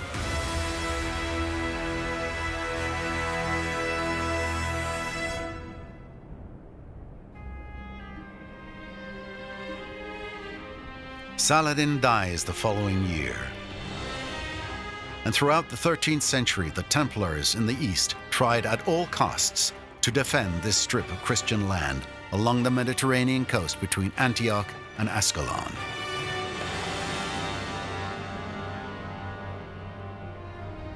While the Templars are trying to defend what's left of the Crusader states, the West continues to flourish, at least in the early 13th century. The Templars are able, therefore, to send more money, more troops to the east. However, in the second half of the 13th century, particularly with the rise of a new force called the Mamluks in Egypt, increasing pressure is put on the Crusader states. Slowly they begin to fall into decline. They've been slowly losing land throughout the 13th century, or ever since Saladin took Jerusalem in 1187. In fact, the Christian kingdom had been shrinking. Despite their prestige in the West and their devotion to defending the Holy Land, despite the money and troops that continue to arrive in the East, the Templars lose more than they gain. And in the West, the first rumblings of criticism emerge. Matthew Paris, an English Benedictine monk and renowned historian of the 13th century, recounts some events during which the courage of the Templars was indeed called into question. In this text, Matthew Paris claims to retranscribe the words of the Count of Artois, who was engaged in the attack on the city of Mansoura. According to him, the Knights of the Temple refused to lead the attack at his side, preferring to wait for the rest of the troops to join them, sparking his fury. Oh, ancient Templar treachery. Oh, long-concealed fraud, how openly it erupts now. This whole land of the Orient would have been won long ago if the deceit of the Temple and others who proclaim themselves religious had not impeded us laymen. The Knights Templar and their accomplices are afraid that their dominance, fattened with rich incomes, will eventually expire. In the West, the wealth of the Templars is beginning to vex. Several archives attest to the tensions between the aristocrats and the Templars. Here, Louis IX, King of France, recounts a conflict between the Knights Templar and Thibaut IV, King of Navarre and Count of Champagne, over their acquisitions in the county of Champagne and Brie. I, Louis IX, King of France, declare that peace has been restored between our dear cousin Thibaut IV, King of Navarre, and the Templars, and that the Templars shall never again make acquisitions in his county of Champagne and Brie, nor in his fiefdoms without his consent. In this additional document, Amaury de la Roche, commander of the Temple in France in 1268, agrees to pay a tax which was, until now, exempted. I, Brother Amaury de la Roche, commander of the Temple in France, declare that Thibaut IV, King of Navarre, Count of Champagne and Brie, has granted us an exemption from tax on the transport of 40 barrels of wine to Provence. And we accept that if these 40 barrels are exceeded, we will pay the tax according to the custom of Provence. During the 13th century, the donations continue to come in, but criticism also begins to take root. Some landholders become very antagonistic towards the Templars. They see the Templars as pushy landowners, infringing their rights, causing trouble in the West. The Templars are also being defeated a lot on the Crusades, and that too doesn't pass unnoticed. Why should we send money to them when they keep losing? Their vocation, the conquest or retention of Jerusalem, is slipping away. So the Templars' task is to prove that they still have a reason to exist. At the end of the 13th century, the Knights Templar, who still have considerable resources in the West, want to believe that a Christian presence in the East is still possible. Created to protect the Holy Land, the Knights Templar must continue their mission at any cost. If they fail, the Temple Order might simply disappear forever.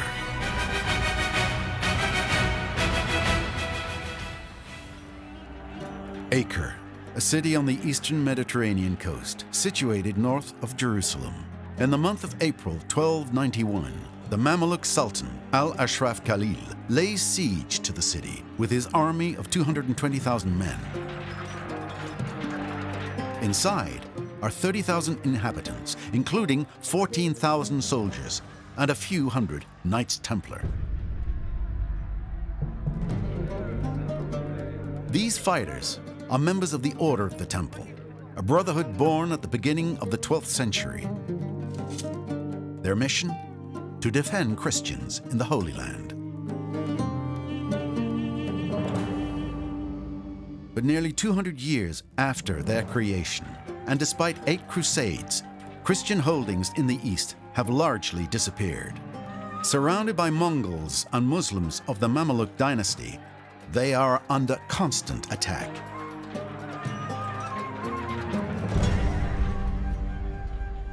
Acre is one of the last major Christian cities in the East. And it is here that the seat of the Templars has been for a century.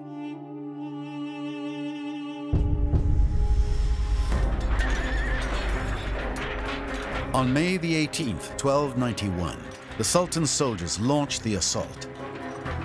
Guillaume de Beaujeu, Grand Master of the Order of the Temple, dies in battle. 10 days later, Acre falls to the Muslims. All of a sudden, the Holy Land was lost. This was the last Christian stronghold. It was at its greatest extent, probably in the early 1140s, maybe. Ever since then, it had been slowly getting less and less Christian as they were losing land and losing cities. The loss of Acre was, a disaster. Everybody was slaughtered. The fall of Acre in 1291 is very much the end of the Crusader states. The few remaining towns and cities that are left to the Crusaders on the coast, they are evacuated almost immediately afterwards. At the end of the summer of 1291, the Muslims retake all Christian holdings in the Holy Land. The surviving Templars retreat to the island of Cyprus, which becomes their new headquarters. When the Templars were forced to retreat to Cyprus, this was not the end of their struggle for the Holy Land. Almost immediately, they started to lay plans, seeking for options for getting back. When they left Acre, the Knights Templar had already premeditated their departure, and the Order's treasury had been evacuated. The Order's archives had also been evacuated. And it was in Cyprus that a new Grand Master was elected in the early spring of 1292, Jacques de Molay. Jacques de Molay, 23rd Grand Master of the Order of the Temple, now in his 40s, having spent 20 years fighting in the Holy Land. Jacques de Molay è un guerriero. Jacques de Molay is a warrior. This is not a man of diplomacy. He is not good at politics. He is a soldier. He believes that the Temple Order can have only one mission: the war to defend Jerusalem and the faith. As the Knights Templar suffered a total rout, Jacques de Molay now faces an immense task ahead of him. The Templars had been founded as a crusading order to defend the Holy Land, so the loss of the Holy Land meant that suddenly the order had no reason to exist, effectively.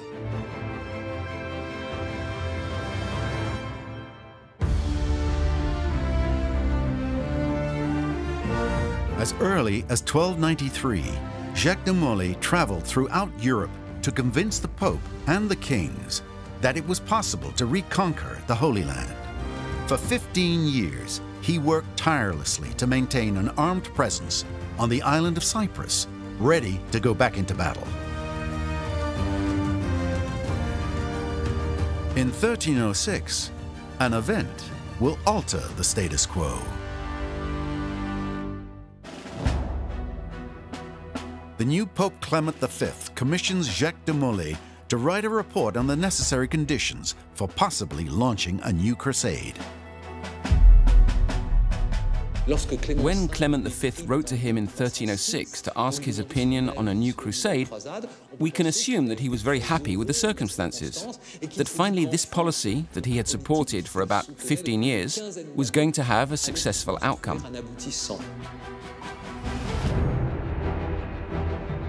This report is kept at the National Archives of France in Paris. The words of the Temple's Grand Master are clear. Jacques de Molay maintains the belief that Christians can return to the Holy Land.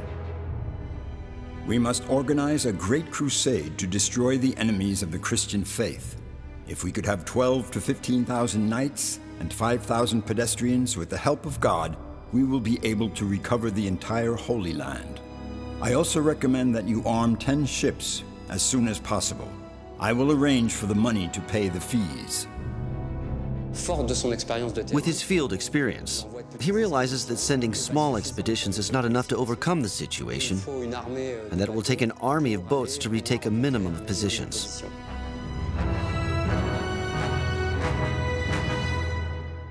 He sends his report to the Pope and leaves Cyprus at the end of 1306, arriving in France at the beginning of 1307.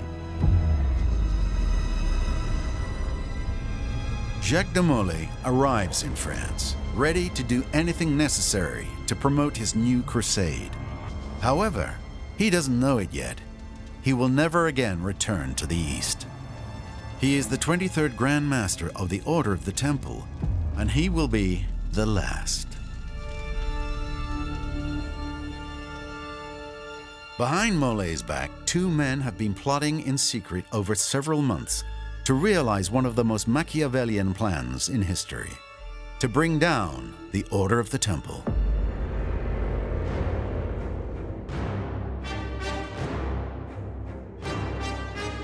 These two men are Philip IV, King of France, also known as Philip the Fair, and Guillaume de Nogaret, his closest advisor.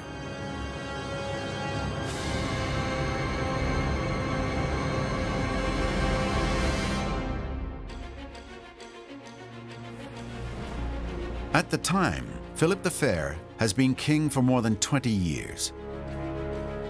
He is known as the Iron King. The personality of Philip the Fair was a mystery perhaps even more impenetrable than the mystery of the Templars, a man of terrifying intransigence and an appalling temperament. Philip the Fair is both authoritarian and a propagandist. He knows very well how to manipulate public opinion, a modern king. Alongside Philippe the Fair is Guillaume de Nogaret. Guillaume de Nogaret is a very versatile, royal civil servant. He manages economic affairs, financial affairs, political affairs, conflicts with local churches, with bishops. So he's kind of an all-around prime minister who has a global vision of the kingdom.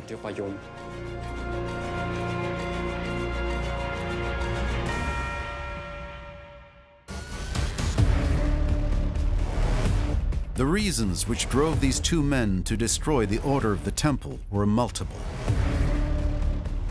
The first, and most obvious, was money.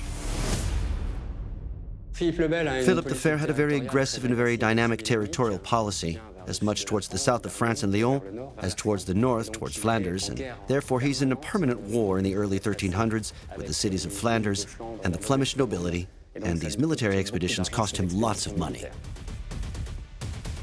In 1307, the Kingdom of France was on the verge of bankruptcy. The King of France was in debt up to his neck with foreign bankers. The French crown's finances were weak, and the Templars were an obvious source of immediate wealth. If he just can, take the order down, he's got access to their money, or that's what he thought. For Philip the Fair, given the disastrous finances of his kingdom, the money of the Knights Templar represents a windfall. However, the main reason which drove him to attack the Order of the Temple is more political. What the King of France is seeking at the beginning of the 14th century is to assert his authority at any cost over his country, and to the detriment of one man, the Pope. The Order of the Temple is a means for Philip the Fair to obtain, above all else, what he has sought since the beginning of his reign: absolute power. Philip the Fair is trying to create a new kind of state where the king is above anyone. Which means that a king is the main power in his land, and that he receives the power directly from God, not from the Pope. There was no need for the middleman, the Pope as a middleman between God and the king.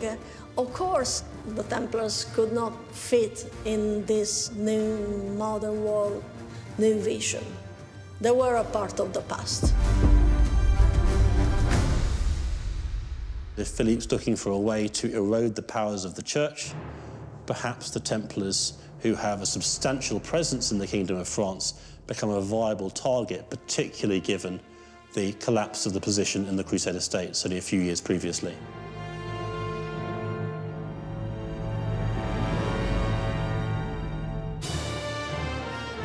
The Temple affair was devised by the French monarchy to weaken the papacy. It was aimed against an order dependent on the Pope alone, who was the best hope for the Holy Land and one of its privileged creatures.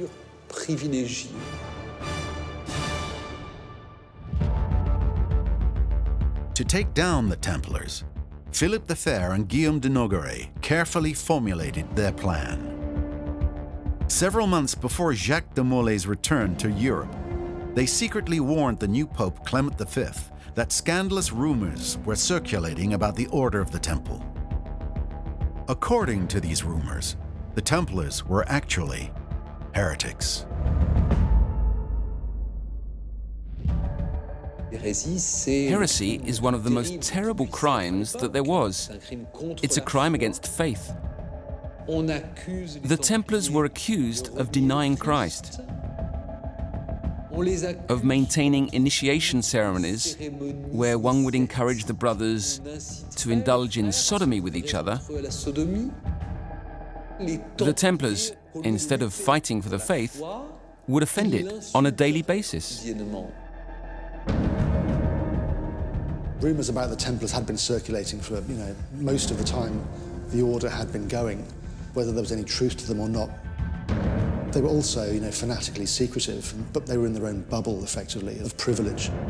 So once these accusations started to filter out, I think the secrecy, again, worked against them, because people didn't know what the Templars did in their initiation rituals.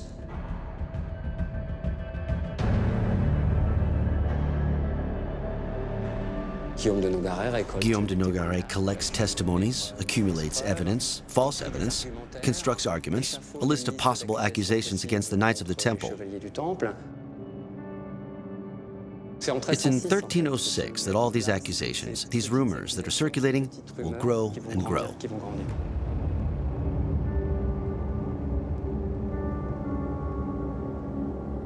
Arriving in France, Jacques de Molay hears of these rumors, but is unaware that they originate from the king himself. He senses that his order of knights is threatened. He decides to counterattack. Jacques de Molay asked the Pope for an inquiry, led by the Pope himself, into the honor of the order and its practices. Jacques de Molay had warnings that something was going on, but I think because he'd been a lifelong Templar, he thought they were untouchable. And for 200 years they had been. They were answerable only to the Pope. So I think Jacques de Molay underestimated Philip the Fair quite badly. He thought, well, we're Templars, I'm the Grand Master, nobody can touch me except the Pope. But what Jacques de Molay doesn't know is that Philip the Fair and Guillaume de Nogaret have no intention in waiting for Pope Clement V to investigate. In the greatest secrecy, they have already drawn up an arrest order. Several original copies of this order are kept in the National Archives of France in Paris. Written in Latin, the words were chosen with the greatest care, and the charges are extremely serious.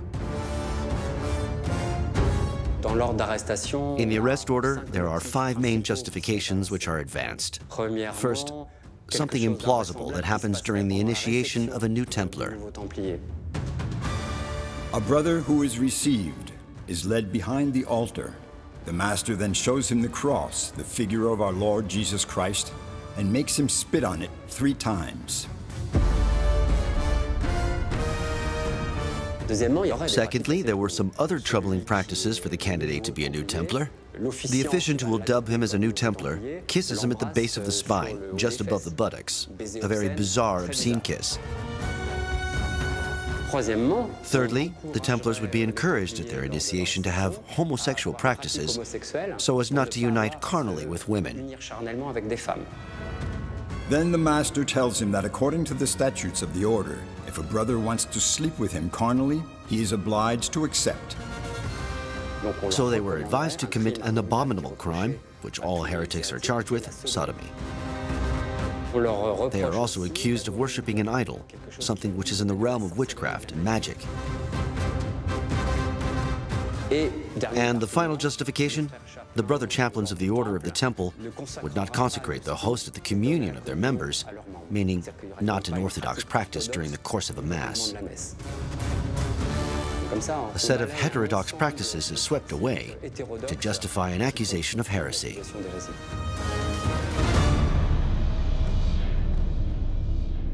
Whereas the truth cannot be fully discovered otherwise, and since a vehement suspicion has spread to all, we have determined that all the members of the said order of our kingdom shall be arrested without exception whatsoever, held prisoner, and reserved for the judgment of the Church, and that all their property, movable and immovable, shall be seized, put under our hand, and faithfully preserved.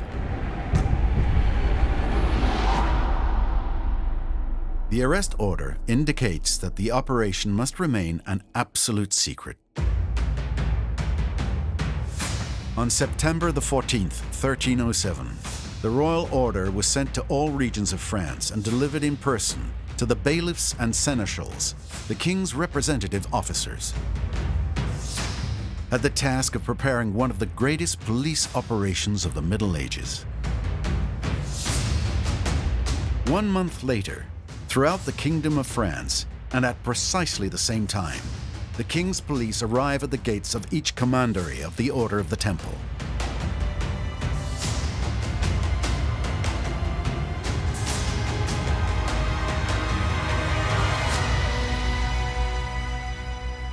The Templars were arrested suddenly on the orders of Philip the Fair on Friday the 13th of October 1307.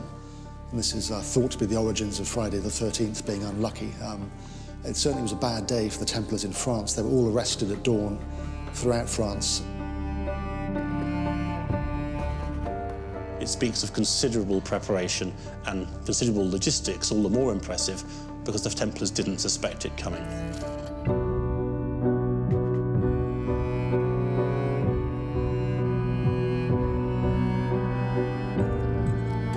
Jacques de Molay, 23rd Grand Master of the Order, is also arrested. The soldiers appeared at dawn on October 13th at the gates of the Paris Temple, which was a fortified district just outside the capital of France. They arrested all the Templars present. There were 138 of them.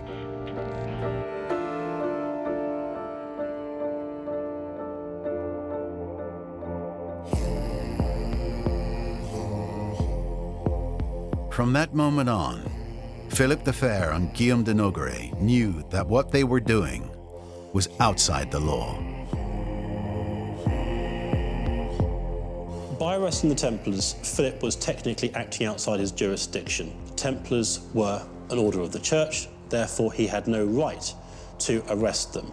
He, however, claimed to be acting in the Church's interests by arresting the order. That was how he justified what he did. In anticipation of any reaction from the Pope, the king's men must obtain quick and incontestable confessions. To achieve this, Philip the Fair and Guillaume de Nogaret have an unmatched method: torture.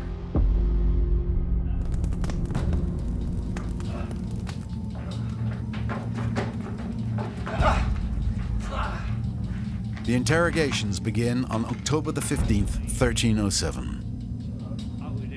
They weren't officially supposed to spill blood.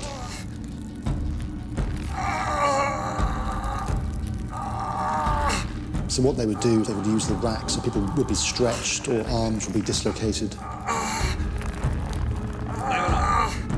Squeezing fingers with, pliers and so on.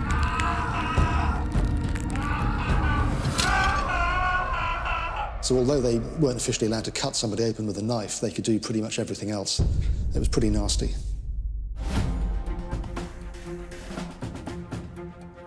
The The record of the interrogation of the Templars arrested in Paris is preserved in the National Archives of France on a scroll of 44 goat skins sewn together, and on which are transcribed the confessions of the prisoners.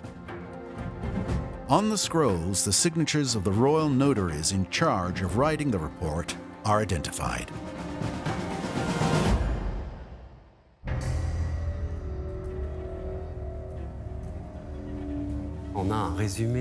We have a very short summary of a day of interrogation with 3 questions that come up. Did they spit on the cross of Christ? During the initiation ceremony, did they kiss the candidate on the top of their buttocks? Did they receive instructions to unite carnally with their brother knights?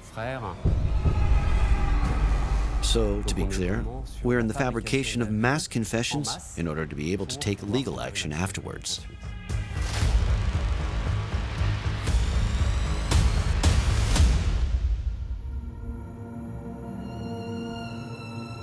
In the middle of the scroll is the interrogation report of the most important prisoner of the investigation, Jacques de Molay.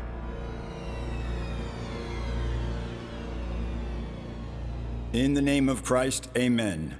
May it be known to all that in the year of our Lord, 1307, the 24th day of this month of October, appeared before us Brother Jacques de Molay, Grand Master of the Order of the Knights of the Temple, present in person, who swore on the holy Gospels of God to speak the truth, pure, simple, and in its entirety. Even today, no one knows to what point Jacques de Molay was tortured to make him say the following words, transcribed in the interrogation report of the king's notaries.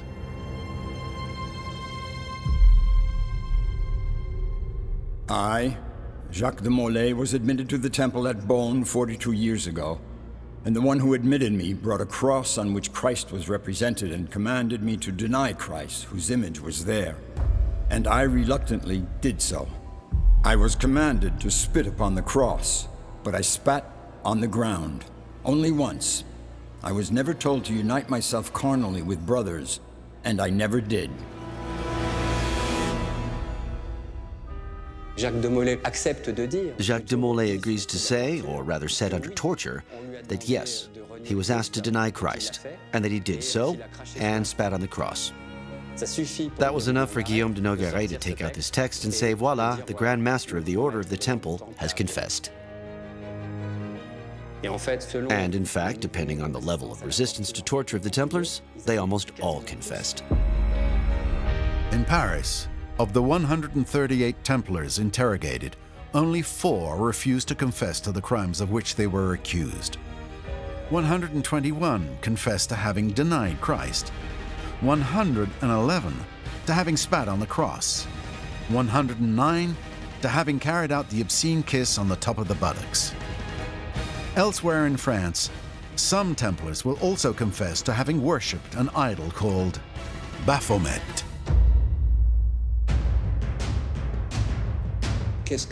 What is a Baphomet? We don't even know. And when you have a description, you have everything. This head could have feet or not have feet, have 2 feet, have 4 feet, be bearded, be oozing, have 2 faces. We're obviously in perfect confusion, which simply shows the imagination of the inquisitors.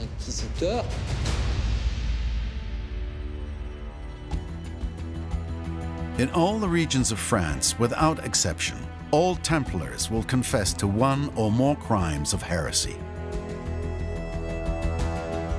You could say, well, the sheer number of confessions indicates that some at least must have been guilty, or you can say, well, hang on, they're being tortured, of course they're going to confess.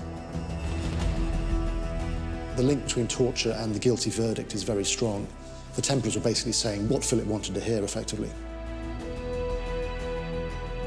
Thanks to these large-scale confessions extracted under torture, Philip the Fair and Guillaume de Nogaret achieved their first victory. They announced to all of Europe the result of their investigation. The Templars are heretics and must be eradicated. Pope Clement V is cornered. Although the King of France has acted outside of the law, these confessions are far too serious for the Pope to stand by and do nothing. On November the 22nd, 1307, he publishes the bull Pastoralis Preeminentiae, which is addressed to all the Christian kings of Europe. I, Pope Clement V, demand and exhort that your nobility prepares to give the order to seize all the Templars of your territory, as well as their movable and immovable goods on the same day.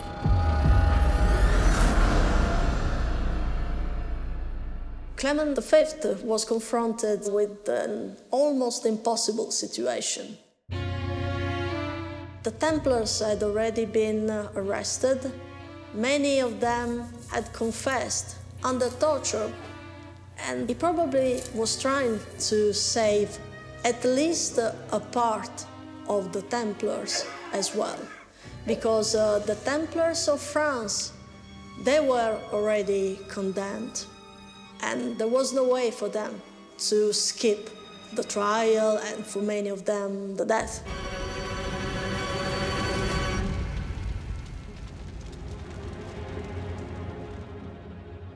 The rest of Europe's sovereigns are skeptical of the Templars' guilt. And while all the members of the order are arrested, questioned, and tried in different countries, the conclusion nearly everywhere is the same. No one finds anything to reproach the Knights Templar. When the papacy initiated the Templar trial across Western Christendom, the Templars were put on trial in multiple countries, including the Kingdom of England, Kingdom of Aragon, parts of Germany, Italy, and elsewhere. The main finding from all of this is that no Templars confessed. In Spain, the king and the population defended their own. There was a trial, but there was no defamation. In Venice, the trial was in the hands of the Doge, who said, "Ours are very honorable. We are absolutely sure that they are not heretics." And there was not even an arrest. The king of Cyprus defended his own. The most glaring example is England. The English police were unable to cross-examine and obtain a confession or a suspicion of evidence.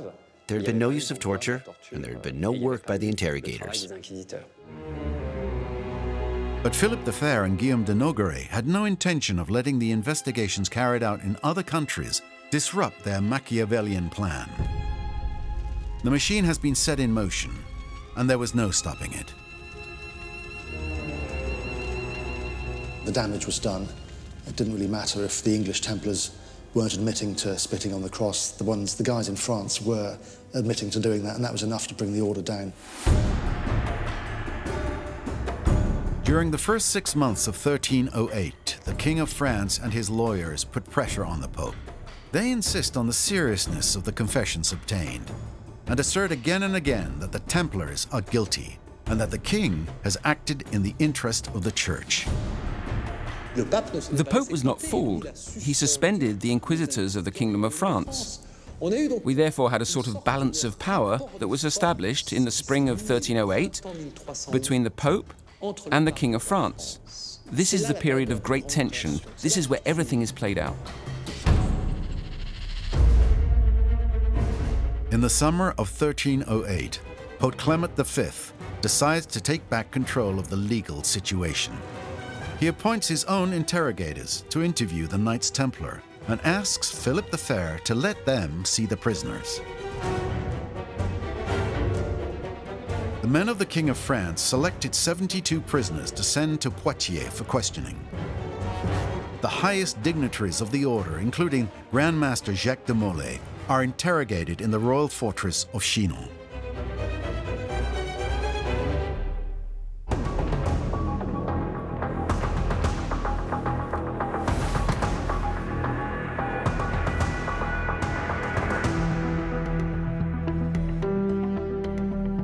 In the Vatican's Apostolic Archives, where all the documents of the history of the Holy See are preserved, the reports written by the cardinals in charge of the investigation of the Order of the Temple can still be found.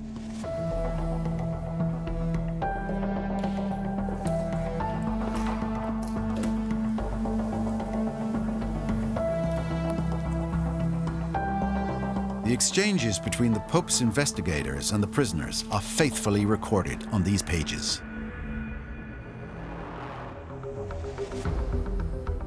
When they asked him, seeing that he regretted his actions, why he had agreed to do such things if they did not correspond with his faith, he replied that to enter the order, it was an obligation.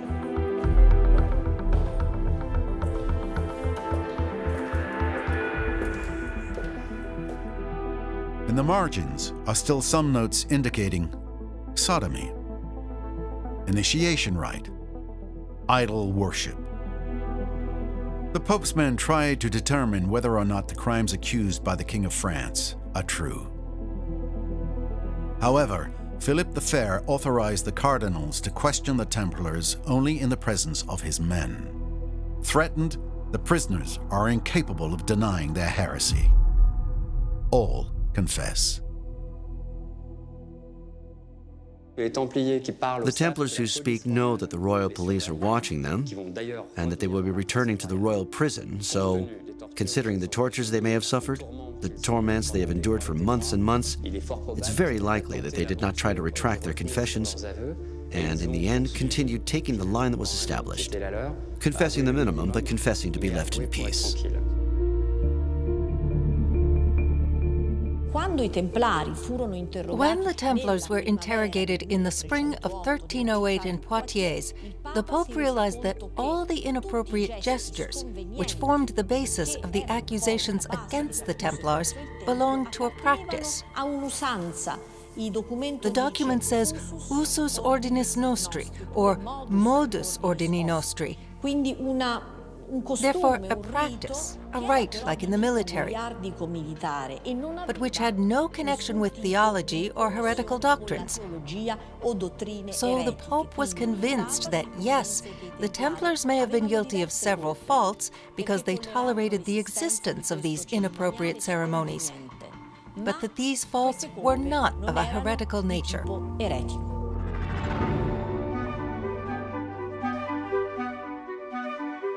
At the end of these interrogations, Pope Clement V decides to write down his decision concerning the dignitaries of the Order of the Temple, seen by his cardinals in the prison of Chinon.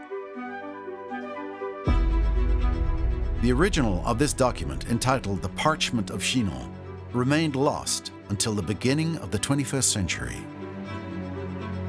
The statement leaves no room for doubt. Pope Clement V gives absolution to the highest members of the Order of the Temple.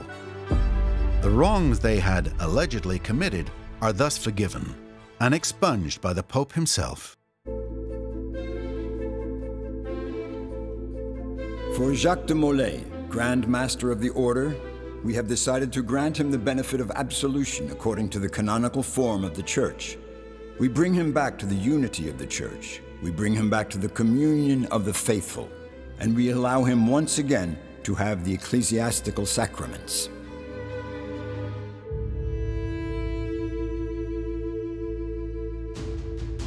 The Pontifical Commission in charge of instructing the trial of the Order of the Temple was set up in 1309. Its members heard hundreds of prisoners who returned to testify, but this time not in front of the King of France's police, but before the men of the Holy See. As they can testify freely without being tortured beforehand, without being in the custody of the royal police, most of the Templars who come to testify retract their confessions, tell how their initiations take place, and everything seems normal in what they tell.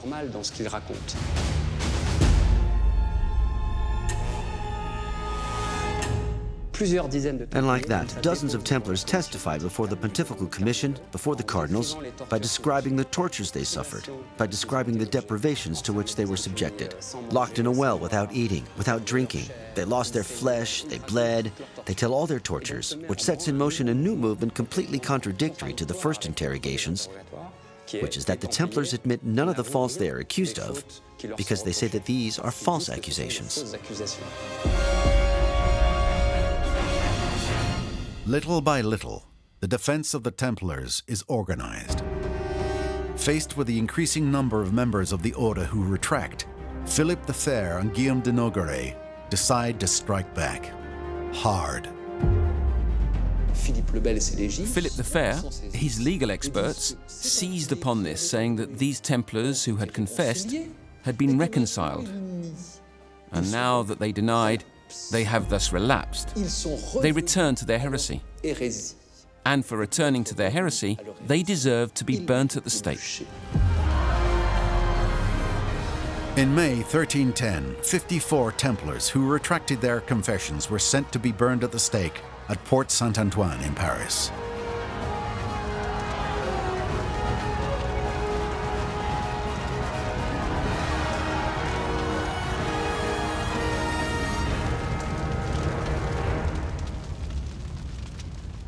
The movement to defend the Order of the Temple, launched by the Templars individually, stopped overnight.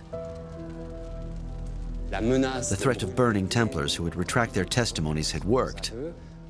No one wants to defend the Order anymore. No one wants to tell the truth. King Philip the Fair had already won. Philip IV's early executions were intended primarily to bring pressure on the papacy. He was making it clear to the Pope he wasn't going to back down, so the Pope was going to have to get used to the idea that the Templars were going to be found guilty. The Templar affair becomes far too embarrassing for Pope Clement V. In spite of his conviction that the Order of the Temple is not guilty, the persistence of the King of France directly threatens the Pope's legitimacy. Pope Clement realised that the damage had been done, that the accusations were so outrageous and they'd spread around Europe pretty quickly. Everybody was in a state of shock. You can't, the Knights Templar, the great Christian knights, the summit of crusading zeal, are found to be doing all of these very strange and very un-Christian things in their initiation ceremonies and in their other aspects of their spiritual practice. On October the 16th, 1311, the Council of Vienna convened. Its 170 members rule on the culpability of the Knights Templar. A commission reviews all records of the trials against members of the order across Europe. But Philip the Fair aims to prevent that the Templars be recognized as innocent. He goes in person to apply pressure on the Pope. 6 months after the beginning of the council, Clement V capitulates and stops the trial. He is the superior of the order, and therefore he alone decides to suppress it. There was nothing the Pope could do, really, to save the order. I think he kind of reluctantly said, OK, you've just got to wind the order up.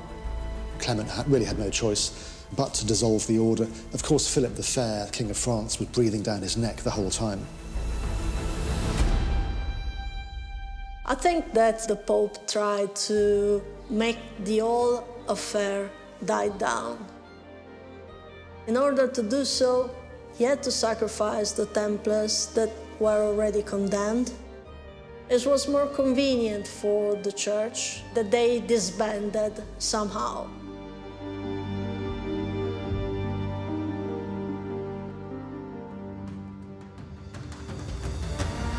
On March the 22nd, 1312, the Pope signs the papal bull, Vox in Excelso, officially dissolving the Order of the Temple.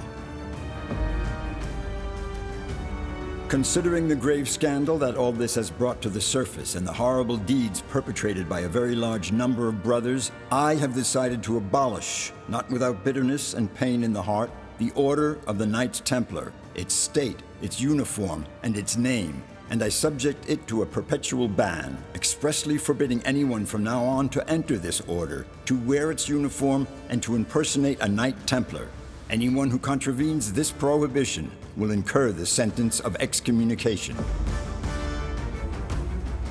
Less than 2 months later, the bull Ad Providam stipulates the decision taken by Pope Clement V regarding the holdings of the order. All their belongings, whether overseas or on the continent, in any part of the world, their villages, lands, barns, places, rights of justice, income, and all other movable and immovable possessions that depend on the Templar houses are to be turned into the Order of St. John of Jerusalem. It is therefore not the King of France who recovers the possessions of the Order of the Temple, but another religious and military order, called the Order of St. John of Jerusalem.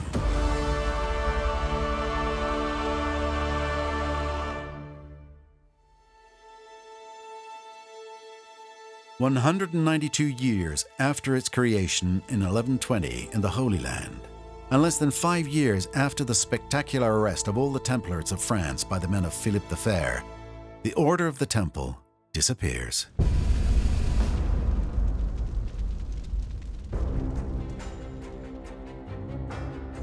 Two years later, the fate of the dignitaries of the Order of the Temple must be decided.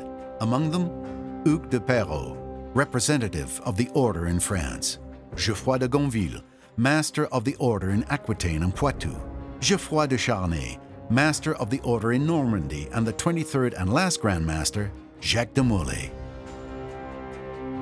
Jacques de Molay has been waiting since his arrest to see the Pope in person. He has walled himself up in silence, saying, "I am waiting to see the Pope, to talk to him, and to explain to him why I acted." But the Pope won't be coming. Instead, he sends his cardinals to communicate his judgment to Jacques de Molay and the last dignitaries of the Order still in prison. On March the 11th, 1314, Jacques de Molay and the 3 other dignitaries were summoned by the Pope's men.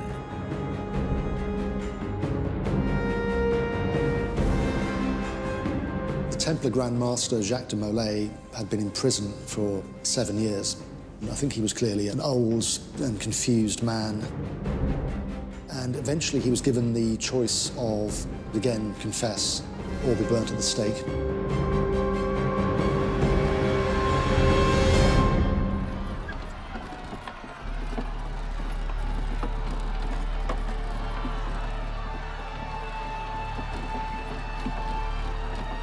As the 4 dignitaries have renewed their confessions, they are brought to the square in front of Notre-Dame de Paris to hear their sentence.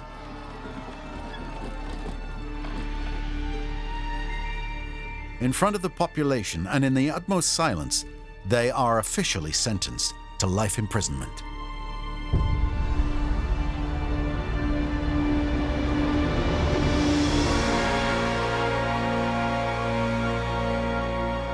Faced with injustice and to general surprise, Jacques de Molay then decides to change his version of the facts. He denies the accusations brought against him. Jacques de Molay and Geoffroy de Charnay both retract their confessions in the presence of the Pontifical Commission, in front of the King's men, in front of the population, signing their death warrant.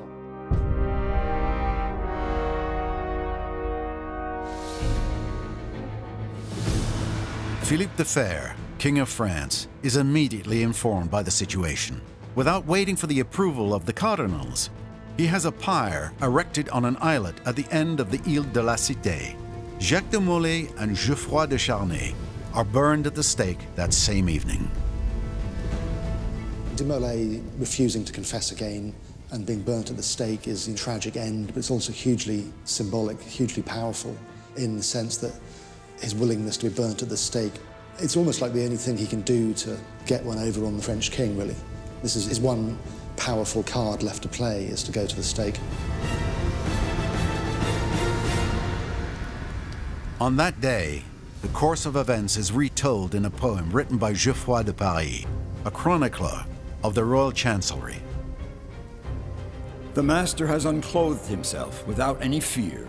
They took him to bind him to the stake, but he said to them as follows, "Lords, at least let me join my hands a little, and to God make prayer. I see here my judgment where death suits me freely. God knows who is wrong and who has sinned. Misfortune will soon come to those who have wrongly condemned us. God will avenge our death. Know that all those who are contrary to us, by us will suffer."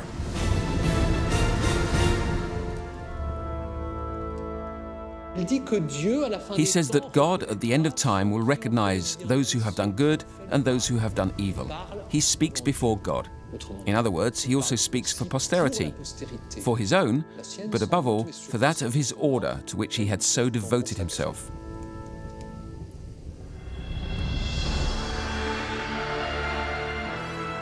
Long after, legend would have it that these words pronounced by Jacques de Molay were at the origin of the curse that would strike those who caused his fall, and that of the Order of the Temple.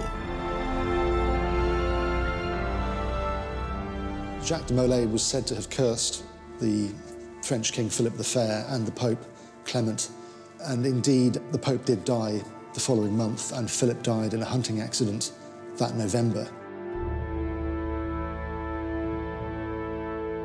The kingdom appeared to have a bright future, all mapped out.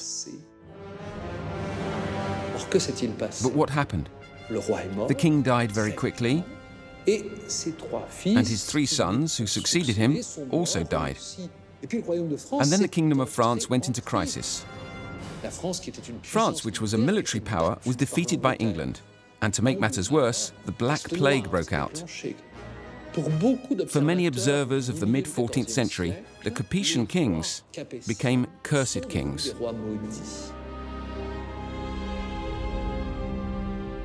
As all the sons of Philip the Fair die very quickly, it is almost like an erasing of his family, almost like a revenge on behalf of the massacred Templars.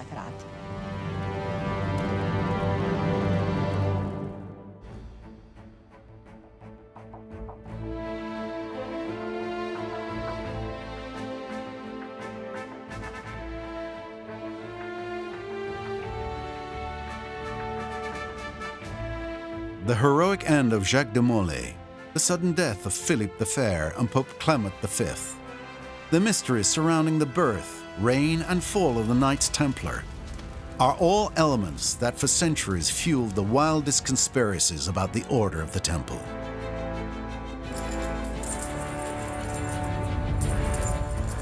Here we have an order that is at the heart of the relationship between Christianity and Islam for a substantial period of time during the Crusades.